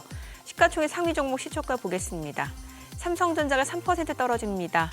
20만 원 선이네요. 20만 원, 20만 500원. 그리고 SK하이닉스도 4% 떨어집니다. 101만 2천 원. 삼성전자 우선주도 3% 하락하네요. 14만 4,500원. 현대차도 떨어집니다. 52만 5천 원. LG에너지솔루션도 2% 하락합니다. 37만 5천 원이고 삼성바이오로직스도 1.7% 떨어집니다. 160만 1천 원이고요. SK스퀘어도 3.8% 하락 중이고 한화에어로스페이스는 올라갑니다. 139만 9천 원. 두산에너빌리티가 1% 하락합니다. 10만 6천 원이고 기아도 2% 하락 중이죠. 17만 1,100원에 거래되고 있습니다. 코스닥 시가총액 상위 종목 시초가도 보겠습니다. 에코프로가 2.9% 하락합니다. 지금 14만 9,500원이고 알테오젠도 1.5% 하락 중이죠. 34만 9,500원. 에코프로비엠도 2.9% 약세입니다. 19만 700원이고 삼천당제약도 하락합니다. 77만 1,000원. 레인보로보틱스도 3% 하락으로 71만 7,000원이고요. ABL바이오도 2% 하락합니다. 19만 원 선, 19만 700원. 리노공업도 하락 중이고 코오롱티슈진, 리가켄바이오도 모두 내림세고 펩트론도 32만 3천 원으로 1.5% 하락 흐름 이어지고 있습니다. 자, 오늘 시장에서 특징을 보여주는 섹터 종목들 체크해 보겠습니다. 일단 지금 시장 종목들이 떨어지다 보니까 양봉으로 전환된 종목들도 눈에 많이 띄고는 있습니다만 전체적인 시장 흐름은 여전히 지금 낙폭이 좀 커지고 있는 상황인데 오늘 비료 관련주들 많이 올라가요. 조비가 17% 급등합니다. 18,800원이고요. 남해화학도 12%, 13% 급등합니다. 9,150원 선. 그리고 효성 OMB도 6% 강세고요. 누보도 1,340원으로 5% 올라갑니다. 우진비엔지도 소폭 오름세고요. 노무바이오가 1.4% 상승하고요. KG케미칼도 1.3% 올라갑니다. 오늘도 비료 관련주들 올라갑니다. 아무래도 질소비료 가격이 또 이제 공급에 차질이 생길 수밖에 없는 상황이고 그러다 보니까 비료 관련주들이 가격 급등을 좀 보여주고 있는 상황이고 해운주도 올라갑니다. 흥하해운이 7% 올라갑니다. 3,120원이고요. STX 그린로지스도 4.6% 상승세고 대한해운, 흥하해운 다 올라갑니다. 그리고 HMM 소폭 오름세고요. KSS해운도 1.3% 상승 흐름 보여주고 있습니다. 그리고 유가 올라가니까 이제 LPG 쪽도 움직임이 나타나고 있는데 중앙에너비스가 10% 급등합니다.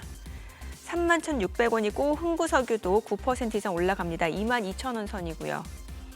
극동유화도 4.5% 상승하고 S오일 11만 1,800원 1% 상승 중이고 SK가스도 3% 올라갑니다. S오일도 상승 흐름 보여주고 있는 상황이고요.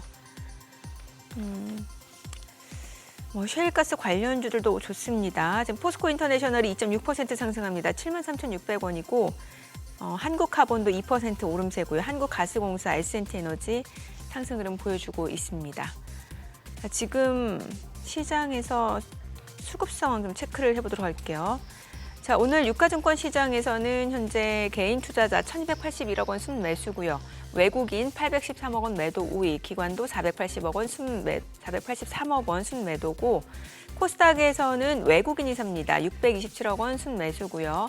개인은 503억 원, 기관 104억 원 매도 우위입니다. 환율 체크하겠습니다. 달러 환율입니다. 오늘은 21원 90전 올라갑니다. 급등하네요. 1,505원입니다. 와, 환율이 뭐 이 정도 상황이면 사실 외국인 사기가 쉽지 않을 것 같고. 그러게요. 시장이 녹록지 않은 것 같습니다. 그렇습니다. 예. 예. 이제 어제 같은 장을 보고 또 이제 미국 장을 보면서도 미국 장은 참 그게 궁금하네요. 저는 개인적으로 지금 뭐 S&P 500 나스닥 할 것 없이 이제 진짜 200일선에 붙었는데. 그렇죠. 예. 월가 친구들이 워낙 그 200일선 네. 중시하고 그게 실제 무너지면은 또 뭐 기계적으로 나오는 손절 매물이 또 한 번 더 낙폭을 키울 수가 있는 그런 네. 상황이니까 굉장히 크리티컬한 시점이 와 있는데 네. 위태위태하거든요. 이 보면 이게 둥그렇게 이거 잘 안 나오는 패턴이지만 한 번 나오면 무섭다는 라운딩 탑이 막 자꾸 어른어른 거려가지고. 근데 우리는 이런 게 안 통해요. 차트가. 저는 어제 한 5,850 정도에서 이렇게 그냥 이렇게 멈추고 밤사이 흐름을 보고 했으면 싶었는데 이걸 갖다 그냥 막 6천 가지고 덤벼버리니까 뭐 그런 상황이 되노니 좀 쫓고 있는 집안하고 좀 다른가 싶기도 하고 뭐 그런 생각도 들긴 듭니다만 근데 이 변동성을 어떻게 감당해야 되죠 이거 이 정도면 이거 거의 이거 빠진 거 아닙니까 이거 하루하루 일단은 그 지수 산정 방식부터 먼저 말씀을 지수 드린다면 산정, 네, 산정. 지금 네. 제가 코스피 200을 보고 있는데요. 뭐 코스피도 많이 보시겠지만 저희 같은 경우는 코스피 200을 보고 있는데요. 네. 삼전이 32.9%예요.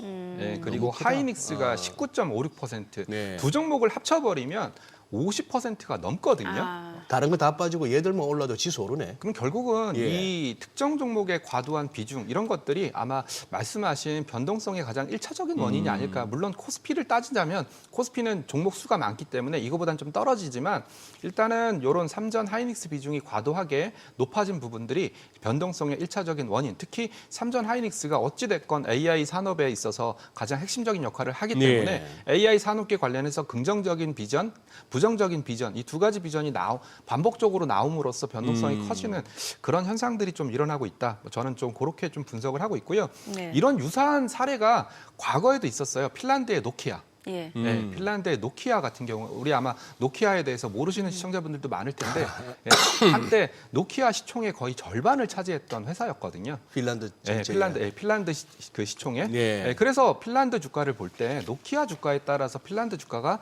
왔다 갔다 하는 그런 현상들이다. 그리고 대만도 마찬가지입니다. 지금 TSMC의 비중이 굉장히 많이 올라와 있으니까 이렇게 최근에 AI 산업의 훈풍을 타면서 IT 기업들, 빅테크 기업들의 비중이 커졌고 또 네. 빅테크 기업들의 비중이 커지다 보니까 뭐 일반적인 소비재 기업들과 달리 좀 뭐 매출액이 늘어나면 엄청나게 늘어나고 영업이익이 늘어나면 엄청나게 늘어나고 반대로 영업이익이 감소하면 엄청나게 감소하고 이런 좀 매출 사이클, 펀더멘탈 사이클이 크다 보니까 어쩔 수 없이 나타날 수 있는 변동성이다 이렇게 좀 생각을 좀 하고 있고요.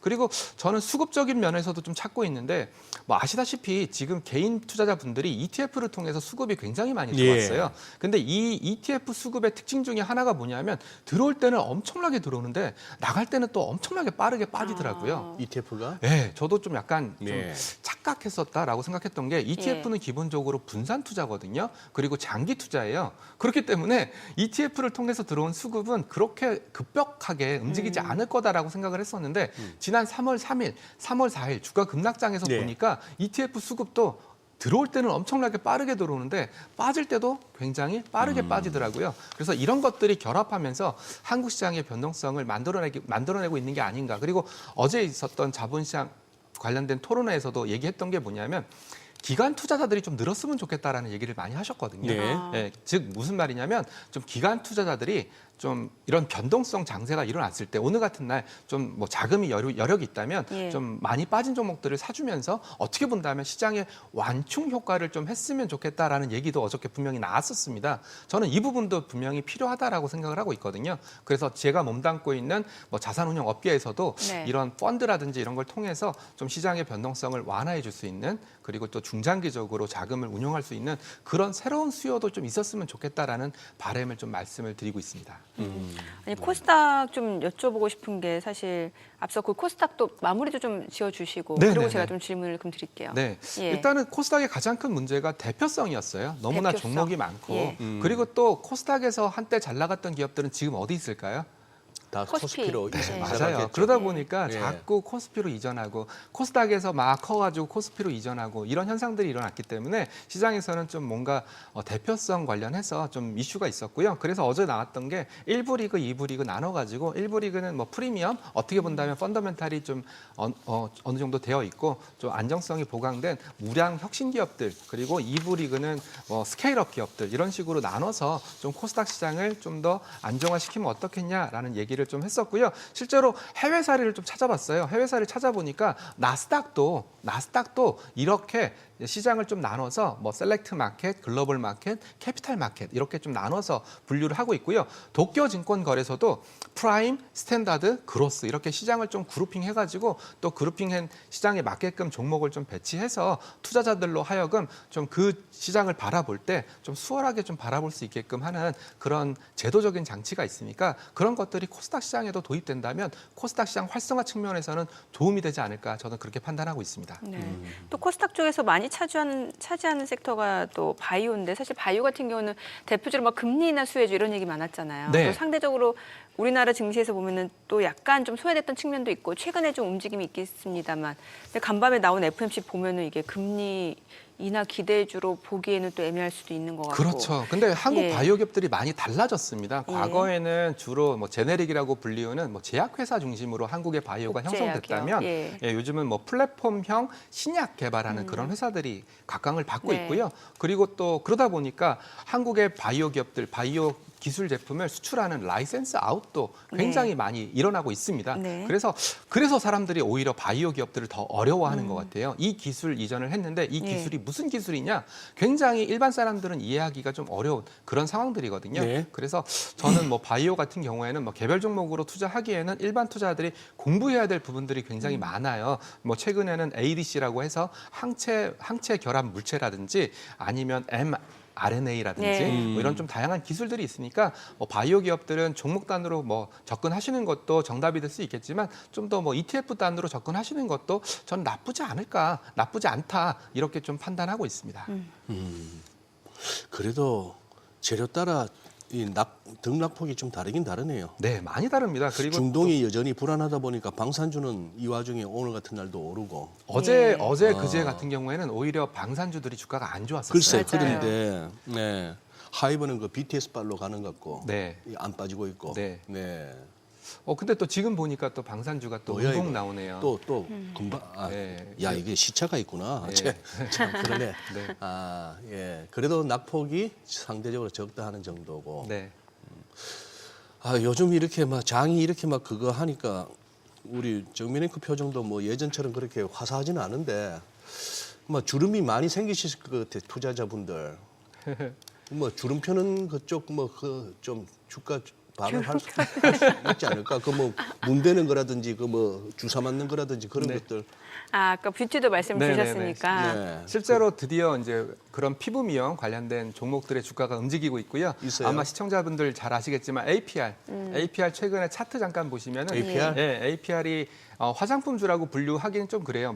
메디큐브라는 또 미용기기가 있으면서 그러니까. 거기에 화장품을 발라서 네, 네. 성능을 배가하는 APR 같은 경우에 최근에 다시 한번 주가가 상승을 하고 있고요. 예, 지금 차트 잠깐 나오고 있는데 보시는 바와 같이 아마 사람들이 인지 못하셨을 거예요. 전부 다 AI에 썰려 있었기 때문에 맞아요. 삼전 하이닉스에 썰려 있었기 때문에 그동안 외국인들이 많이 샀어요. 예, APR. 예. 그래서 네. 뭐 26만 원 정도 하다가 지금 벌써 36만 그러니까요. 원까지 거의 뭐 20%, 30% 가까이 올랐거든요. 이런 거 봤을 때는 드디어 K컬처, K뷰티의 시대가 오는 거 아닌가. 그리고 또 뭐 달바 글로벌이라든지 실리콘2라든지 최근에 주가가 그렇게 썩 좋지는 않았지만 저희가 ETF 쪽에서 보는 관점에서는 최근에 주가들이 좀 꿈틀꿈틀 거리고 있거든요. 이런 거 봤을 때는 좀 사람들이 좀 더 뭔가 지금 넌 AI 아닌 거 IT 아닌 거 이런 쪽으로 수요도 충분히 있는 것 같고요. 그리고 잘 안 보시겠지만 내수 소비 쪽 한국의 내수 소비 쪽 주가들도 굉장히 긍정적으로 흐름이 연출되고 있습니다. 내수 소비면 뭐 음식료요? 네, 음식료, 아. 뭐 삼양식품이라든지 근데 K푸드 또 이제 한물 간 거예요. 아닙니다. 그렇지 않습니다.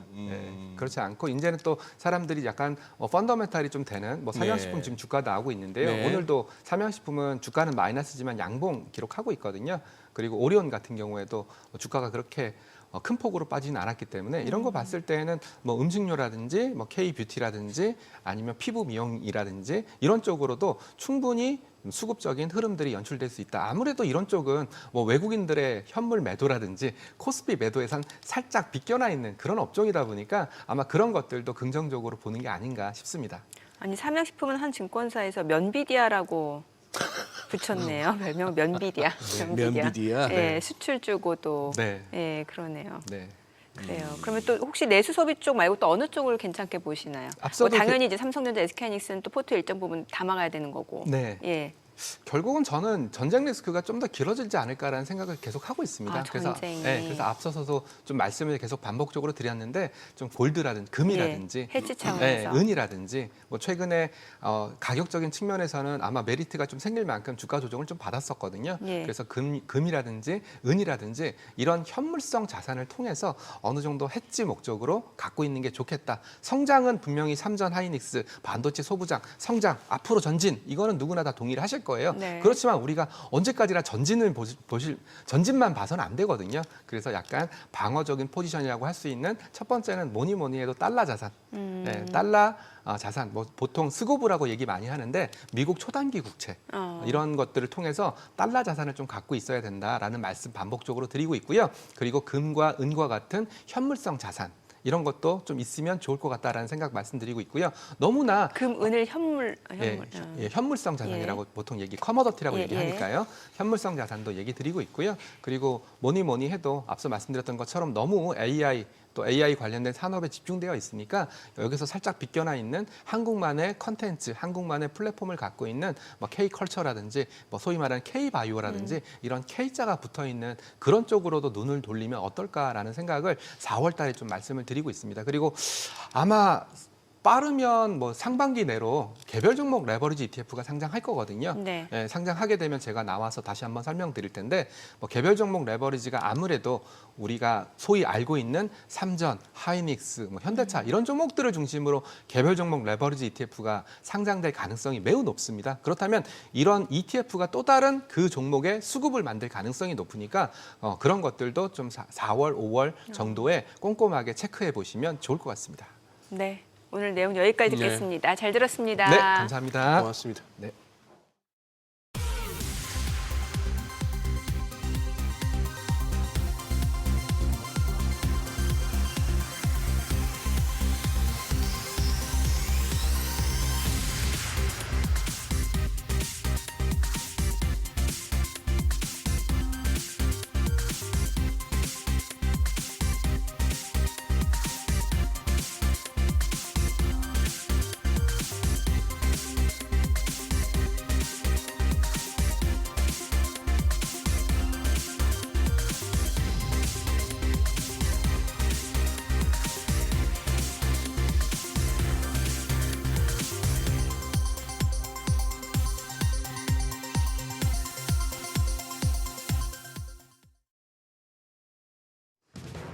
이 시각 시황입니다. 현재 국내 증시 예상한 대로 양대 지수 모두 약세를 보여주고 있습니다.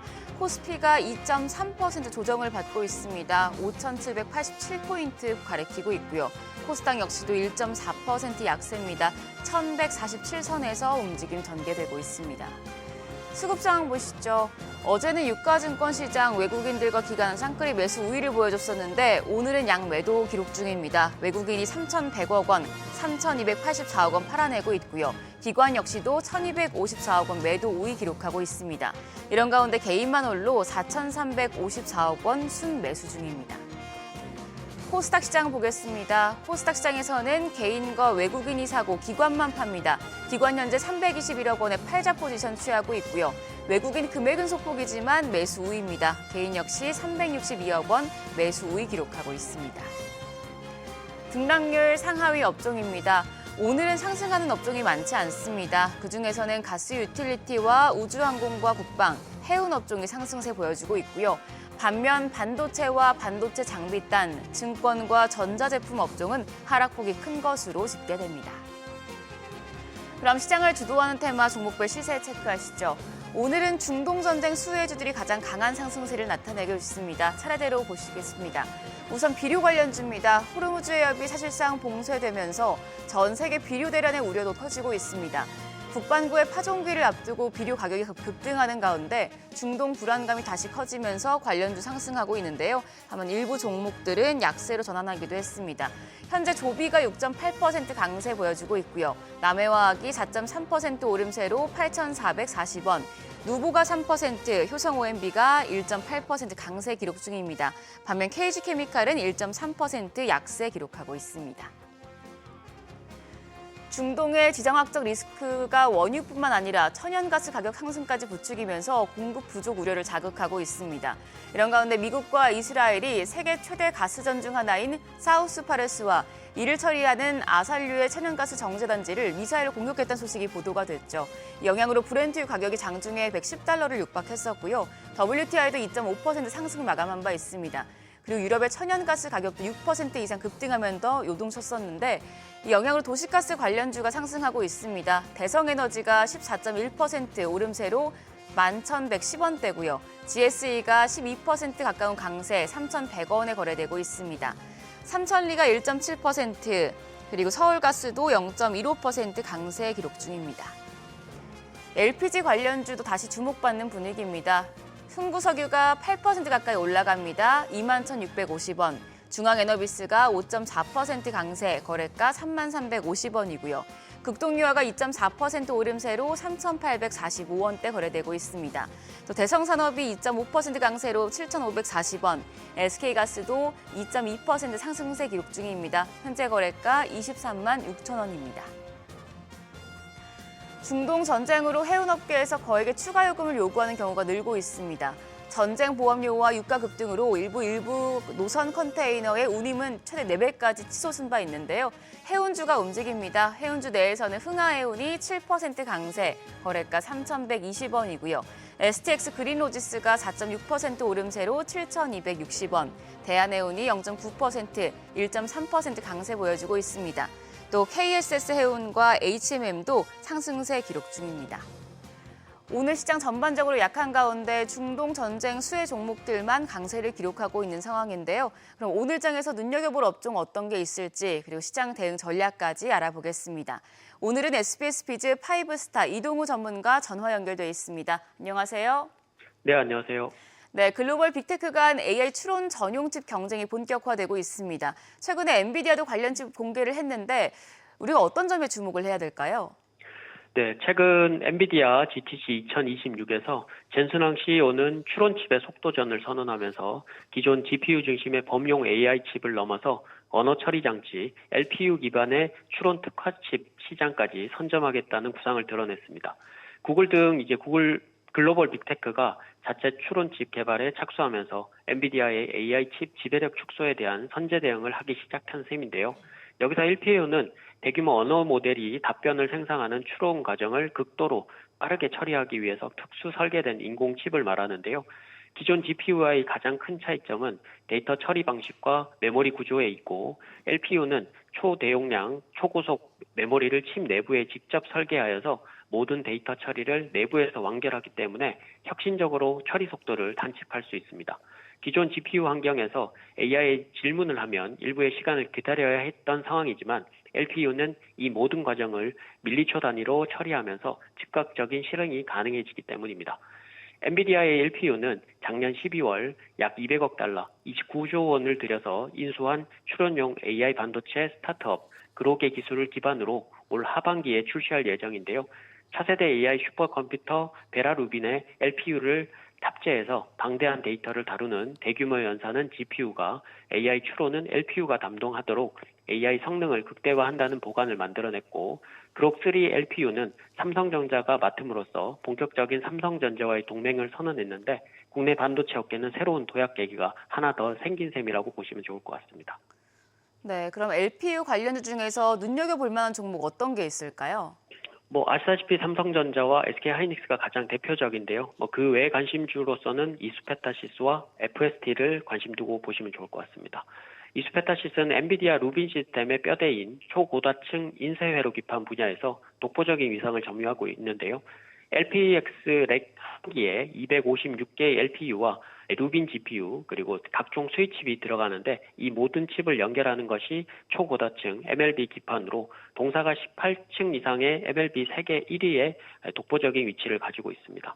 엔비디아, 구글, 그리고 메타, MS, 아마존 등에 직접적으로 공급하고 있는 상황이고요. 최근 5공장까지 증설을 서두르면서 앞으로의 물량을 대비하고 있습니다. 26년에는 다중적층 및 하이브리드 기판 비중이 50%를 상회해서 수익성이 극대화될 것으로 예상이 되고요. 이번 주 급등세를 보이면서 최근 2월 말 고점을 돌파 시도하고 있는데요. 거래량 급증과 함께 단기적으로 접근을 가능해 보이는 자리입니다. 접근은 시가부터 해서 11만 9천 원대, 그리고 1차 목표가는 14만 5천 원, 2차 목표가는 17만 원, 손절가는 11만 원을 제시해드리고요. 두 번째 종목은 FST입니다. 반도체 식각공정 대표 종목으로 그룹 LP30의 양산과 관련해서 핵심적인 인프라 및 소모품을 가지고 있는 수혜주입니다. 삼성전자가 이미 동사의 지분 7%를 가지고 있어서 전략적인 파트너이기도 하고요. 그룹 주문이 늘어날수록 미국 테일러팹 공장 수주를 1월에 240억 규모로 따내면서 소모품 수요도 그만큼 늘어날 것으로 기대되는 종목 중의 하나입니다. 기술적으로는 올해 1월 사상 최고가 돌파 이후에 지지력 테스트를 한 후에 최근 다시 반등 중으로 단기 접근 가능한 자리이기 때문에 시가부터 해서 42,500원, 그리고 1차 목표가는 5만 1,000원, 2차 목표가는 6만 1,000원, 손절가는 4만 원을 제시해 드리도록 하겠습니다. 네, 오늘 말씀 고맙습니다. 지금까지 업종과 대응 전략 알아봤습니다.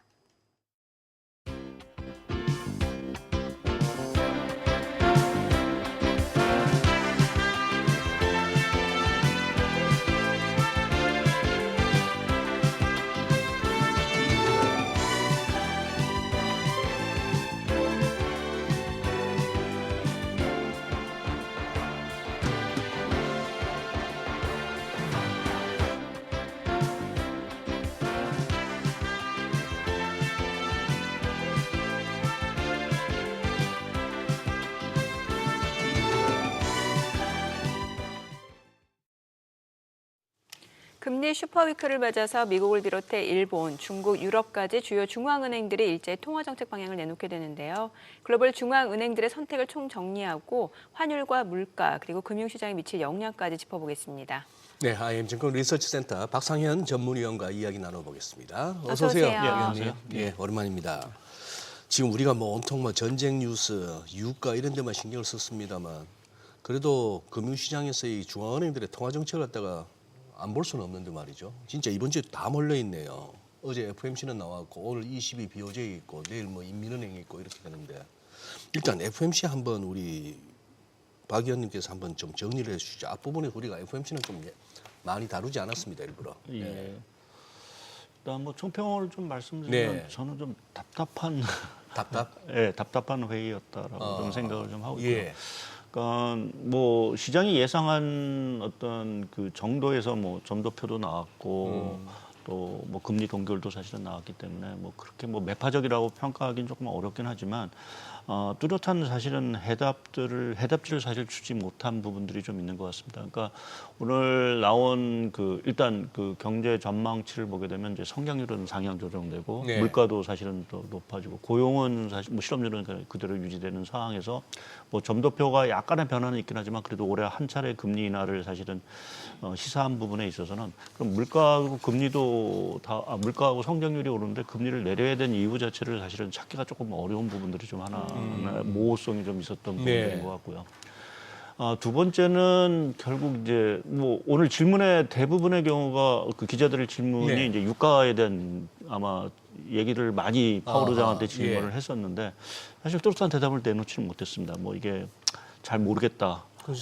파월도 어떻게 예, 사실 지금 지금 시간이 저희 입장에서는 상당히 긴 것 같지만 한 3주 정도밖에 지나지 않았기 때문에 사실은 그 파장을 아직은 판단하기는 이른 감이 있긴 하지만 그래도 이제 연준 의장이라는 또 어떤 보면 글로벌 중앙은행 어떤 최고 어떤 위치에 있던 상황에서 보게 되면 그래도 어느 정도의 뭐 시장을 달래주거나 조금 그러한 부분에 있어서의 어떤 멘트를 좀 기대를 했었는데 사실은 뭐 뚜렷한 해답을 사실 좀 내놓지 못한 부분이고 지켜봐야 된다라는 정도로 사실은 얘기를 했다라는 부분에서 보게 되면 조금 그래서 좀 답답한 측면이 있다라는 좀 말씀을 좀 드릴 수 있는 부분들이 있고요. 네. 그리고 마지막 부분에서는 그 차기 연준 총재에 대한 체제가 이제 지연될 수 있다라는 또 모호성을 사실 제시한 것이 또 하나 조금은 좀 불안한 맞아요. 부분들인 것 같습니다. 그러니까 지금 케빈 워시 그 차기 연준 의장 청문회가 사실은 지연이 되면서 네. 지금 5월달 취임 자체가 조금 사실상 어려워진 게 아닌가라는 이제 시장의 예상이 오늘 뭐 파월 의장도 그렇게 가능성을 좀 시사한 부분도 예. 있고 그래서 임시 의장직 자체를 계속 수행할 거다. 또 이사직 자체도 지금 검찰 기소가 완전히 해소가 되지 않는 이상은 이사직까지도 2028년까지도 유지하겠다라는 이제 얘기를 좀 했어서 뭐 사실상 보면 이제 트럼프에 좀 맞서는 부분들이 좀 있는 부분도 좀 있는 것 같고요. 그래서 전체적으로 조금 파월 의장 자체가 약간의 좀 말년에 좀 몸을 사리는 듯한 모습이다라는 좀 생각도 들고 물론 지금 상황 자체가 뭐 연준이 할 수 있는 것이 사실 별다로 없기 때문에 그러한 의견을 내놓긴 하지만 다소는 좀 시장이 좀 원했던 조금 좀 시원한 대답을 좀 내놓지 못했다라는 부분에서는 좀 시장이 그 부분에 좀 실망을 한 것 같고 그래서 조금 이제 매파적이냐 아니냐라는 쪽이 좀 해석이 좀 나오지 않았나 보고 있습니다. 저는 케빈 워시 문제에 있어서는 저는 계속 의문이 말이죠. 예.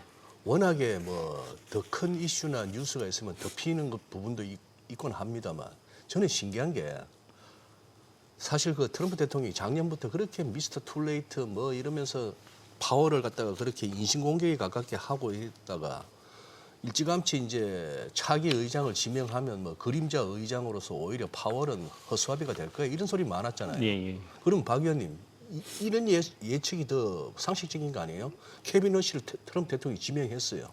두 양반 아직 뭐 같이 악수한다든지 한 자리에 있는 투샷도 사진도 못 봤지만 아니 그래도 그렇지 월가의 매체들이나 방송국이나 이런 데서 케빈 워시 불러서 인터뷰도 하고 이래야 되는 거 아닙니까? 그런 게 하나도 없어요 신기하게. 예, 저도 그 부분에서 조금 좀 의문인 것 같습니다. 그러니까 뭐 청문회를 지금 공화당 의원이 반대를 해서 청문회 일정 자체가 이제 잡히지 못하고 있지만 뭐 그럼에도 이제 차기 연준 총재라고 하면 뭐 이러한 상황에서 뭔가 시장에 조금은 이제 얘기를 좀 해둘 텐데 전혀 말이 없다라는 부분에서 보면은 조금은 좀 의아스러운 부분들이 좀 있는 것 같고요. 또 트럼프 대통령도 이 청문회를 어떻게든지 열려고 좀 이렇게 좀 강하게 압박을 하는 모습도 사실은 그것도 좀 안 보이죠. 그것도 좀 안 보이고 있어서 그래서 뭐 좀 트럼프 대통령 말은 사실은 강하게 뭐 지금 그 파월 의장의 금리 인하를 하라고 계속 압박은 하고는 있긴 하지만 실제 그와 관련된 어떤 구체적인 액션 자체는 사실은 뭐 없다라는 부분에서 과연 금리 인하에 대한 어떤 의사가 지금 충분히 있는 건지라는 것도 조금 이제 물론 있겠죠. 물론 있긴 하겠지만 사실은 시장에 비춰지는 모습 자체는 당초 작년 말에 말씀하신 대로 작년 말에 그런 어떤 강력한 어떤 모습과는 조금 좀 대비되는 어떤 모습이 지금 나오고 있다라고 저도 생각을 하고 있습니다. 네. 오늘 또 비호재도 있죠. 예. 예, 어떻게 될까요? 지금 뭐 BOJ가 됐던 뭐 지금 지금 미 연준이 됐건 ECB가 됐건 우리나라도 마찬가지지만 사실 중앙은행 할 게 사실 저는 개인적으로 별로 없다라고 좀 생각을 하고 있습니다. 지금 그리고 너무 아슬아슬해요. 160엔이라 가지고. 그러니까 특히 이제 BOJ 같은 경우는 이제 기본적으로 금리 인상 기조는 사실은 계속해서 이제 갖고 간다는 게 원칙이긴 하지만 지금 다카이치 총리가 들어오면서 사실은 이제 재정 부양 정책을 하는 이런 기조 자체에서 이제 뭐 단기적으로 보게 되면 그거를 좀 방해할 수는 없는 부분들이고요.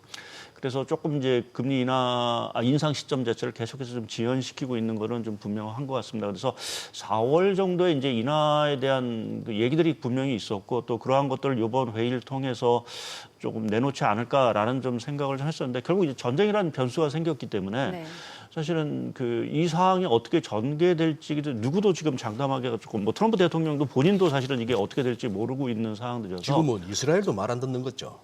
느낌은 좀 그런 느낌인 좀 것 같습니다. 그래요.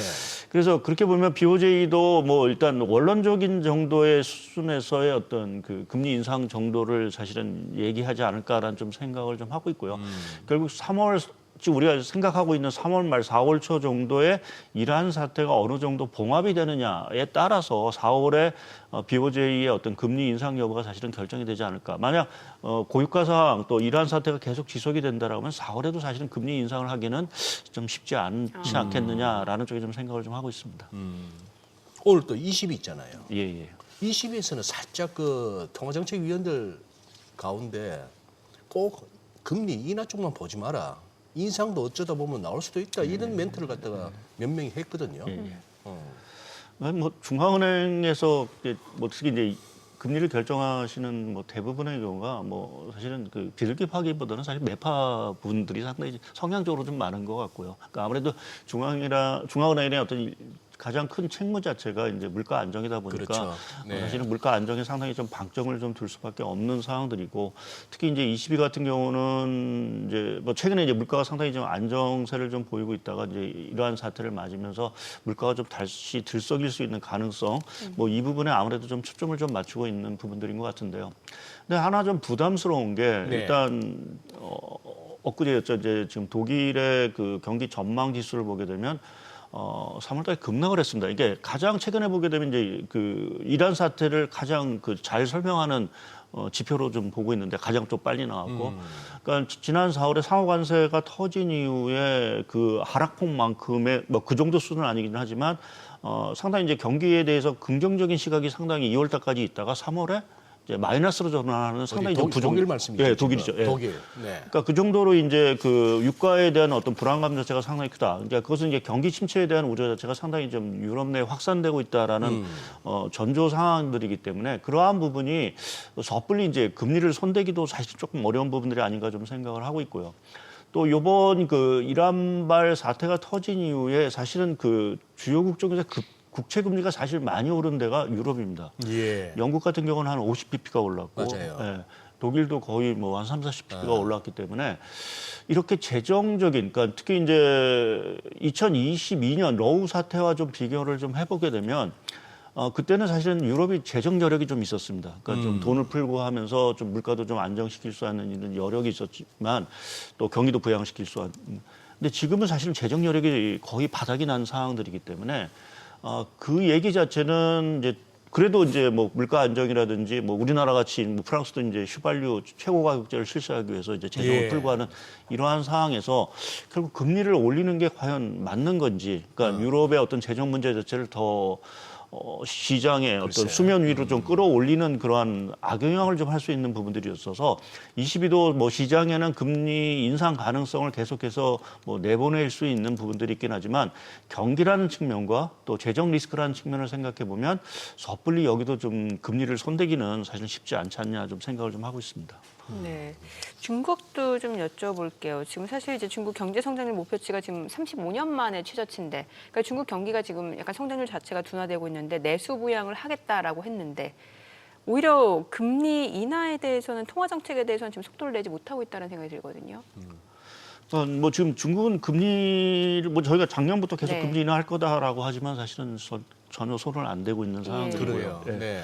그러니까 이 부분에 있어서는 뭐 저 개인적으로는 사실 지금 중국의 내수 경기가 금리 인하만으로 해결되기는 사실은 좀 어렵다라는 기본적인 판단이 있지 않느냐 좀 생각을 좀 하고 있습니다. 그러니까 오히려 지금 수출 경기라든지 이러한 또 이번 그 전인대에서도 계속 강조를 했지만 중국도 AI 정책, 그러니까 뭐 AI 플러스라는 정책을 계속해서 강화를 하면서 오히려 그쪽을 통해서 어떤 성장이라든지 이러한 동력을 사실은 좀 찾고자 하는 부분들이 아닌가라는 쪽에 좀 생각을 하고 있어서 금리 인하를 뭐 굳이 할 필요가 없는 상황들, 또 이제 금리 인하를 했다고 해서 가장 이제 그 중국이 골치 아픈 부동산 경기가 그럼 살아나겠느냐라는 부분에서도 그게 해결책은 아닐 수도 있다라는 부분에서 일단은 좀 신중한 어떤 입장을 좀 계속 내고 있는 부분들이고요. 또 한 가지는 사실은 이제 중국이 뭐 아시겠지만 지금 생산자 물가가 계속해서 지금 하락을 하고 있는 상황들. 그러니까 그렇게 보면은 여기는 디플레이구만. 예, 디플레이 있는 상황에서 뭐 금리 내린 거가 사실은 해답은 아닐 수 있는 상황으로 좀 생각을 좀 하고 있습니다. 그래서 오히려 뭐 내수 경기는 사실은 뭐 현 상태에서 그냥 관리하는 정도. 라는 생각을 좀 하고 있고 오히려 이제 성장에 대한 부분 자체는 말씀드린 대로 뭐 미국과 같이 AI 산업 또 로봇이라든지 뭐 이러한 쪽을 통해서 성장에 더 모멘텀을 얻고 그나마 이제 다행스러운 건 수출 경기가 생각보다는 사실은 양호합니다 중국이. 그래서 그러한 것들을 종합해 보면 또 뭐 중국도 사실은 지금 그 뭐 이란발 리스크에 자유로울 수는 없는 뭐 우리나라 비슷한 상황들이니까요. 그래서 뭐 요번 같은 그 중국도 보면 이제 금리 인하에 있어서 뭐 카드를 조금 아껴둘 필요는 분명히 있다라는 좀 생각을 하고 있어서 현재 그 어떤 동결 기조 자체가 크게 흔들릴 가능성은 크지 않다라고 좀 보고 있습니다. 지금 이제 구윤철 부총리의 어떤 발언들이 보도가 되고 있는데요. 일종의 구두 개입이죠.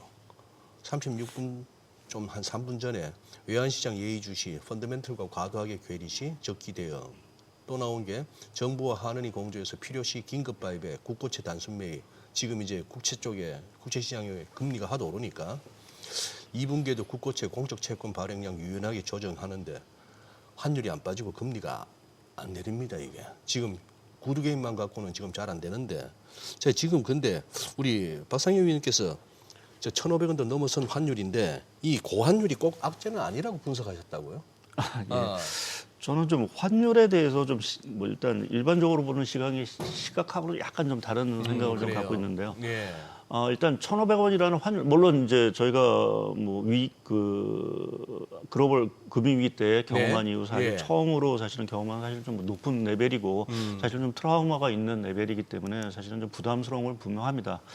근데 이게 1,500원이 사실 지금 우리나라의 어떤 펀더멘탈을 좀 반영을 해서 이렇게 올라가는 게냐, 원화 약세냐라는 부분에서는 저는 좀 생각이 좀 다른 것 같고요. 그러니까 글로벌 금융위 당시를 좀 생각해 보면 그 당시 우리나라 경상 수지도 적자였고 여러 가지 이제 대외 자산 건전성이라든지 이러한 것들은 상당히 취약했습니다.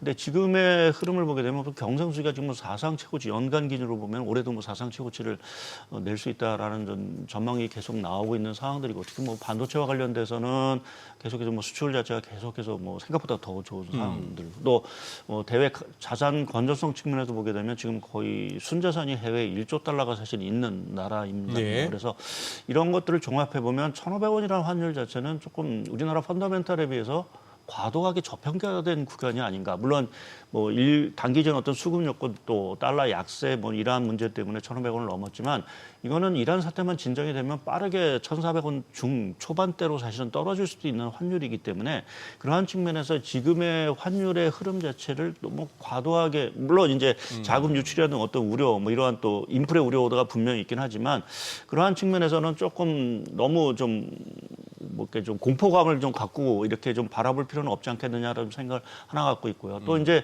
악재만이 아니라는 부분 자체는 이 1,500원대 정도의 수준에서 좀 가장 우려하는 게 이제 외국인 자금이 나간다라는 부분 자체를 가장 많이 우려하는데 생각해 보면 1,500원에서 그럼 이 상황이 물론 이 고유가 상황이 돼서 1,600원이 갈 수 있긴 하지만 만약 사태가 생각보다 빠르게 진정이 되면 외국인 입장에서 지금처럼 우리나라 원화 자산을 싸게 살 수 있는 기회는 사실은 없다라고 좀 생각을 좀 하고 있습니다. 그래서 오히려 지금은 외국인 입장에서 보면은 국내 자산들, 채권이라든지 주식을 오히려 사야 되는 어떤 그 메리트를 주는 어떤 그 환율 수준으로 좀 보고 있고요. 또 지금 저희가 1분기 실적을 이제 앞두고 있는데 이 환율 효과를 분명히 1분기 실적에 상당 부분 이제 긍정적으로 작용을 할 수 있는 부분들이 좀 있을 것 같습니다. 그래서 뭐 이러한 부분들을 좀 생각해 보면 물론 악재도 있긴 하지만 조금 좀 다른 차원에서 보면 국내 주식시장 뭐 이러한 또 외국인 어떤 투자 흐름 쪽에서는 조금 긍정적인 메리트도 분명히 있는 환율대이기 때문에 뭐 말씀드린 대로 조금 좀 과도하게 좀 공포감을 갖는 거는 좀 경계하자라는 좀 말씀을 좀 드리고 있습니다. 네. 하는 그 2월 금통위 의사로 공개가 됐는데 이거는 이제 전쟁 전이고 그래서 지금 많이 또 이제 상황이 바뀐 상황이고 그럼 4월 달에는 어떻게 될까요? 금통위 우리나라. 뭐 일단 우리나라도 뭐 동결이 거의 뭐 불가피하지 않을까 좀 생각을 좀 하고 있습니다.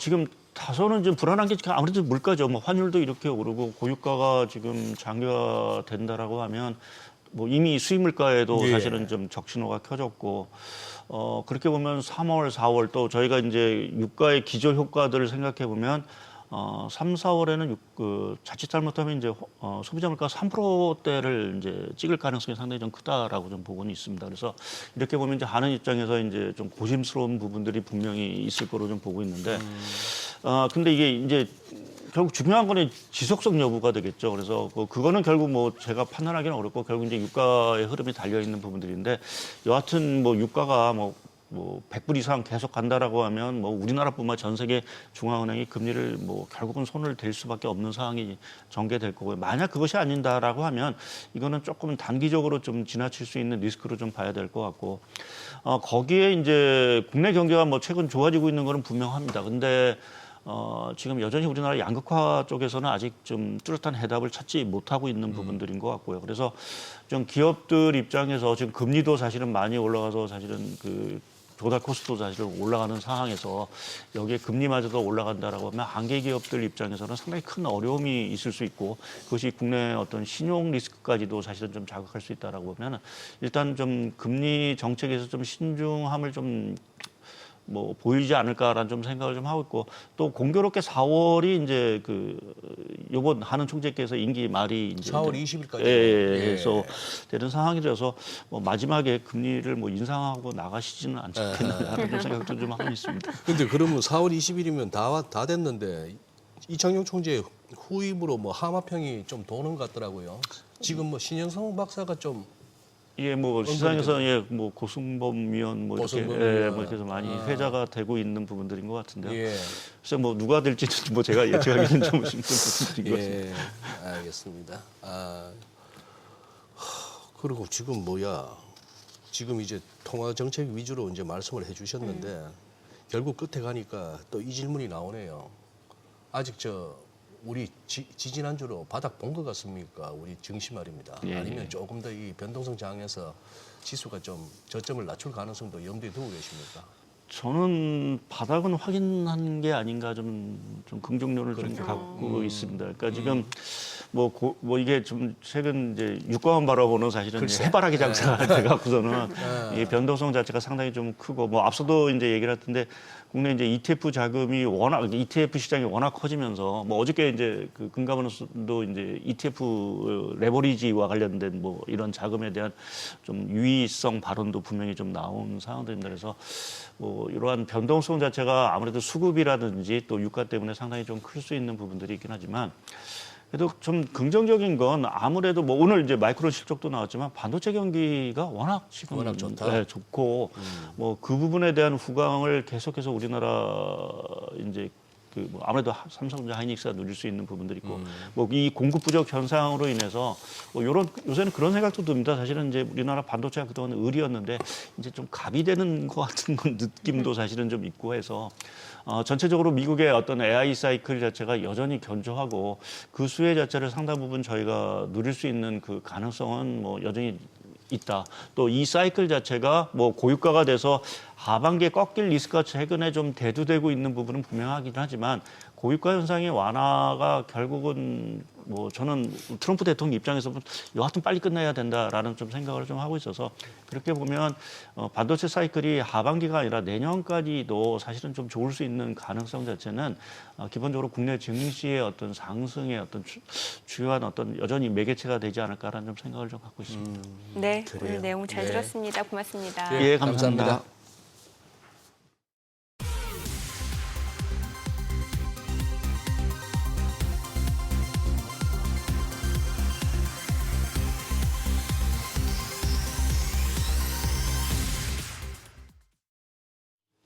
네, 어제는 시장 코스피가 5% 올랐는데 오늘 코스피 어제 상승분 고스란히 반납하고 좀 5,740선까지 내려왔네요.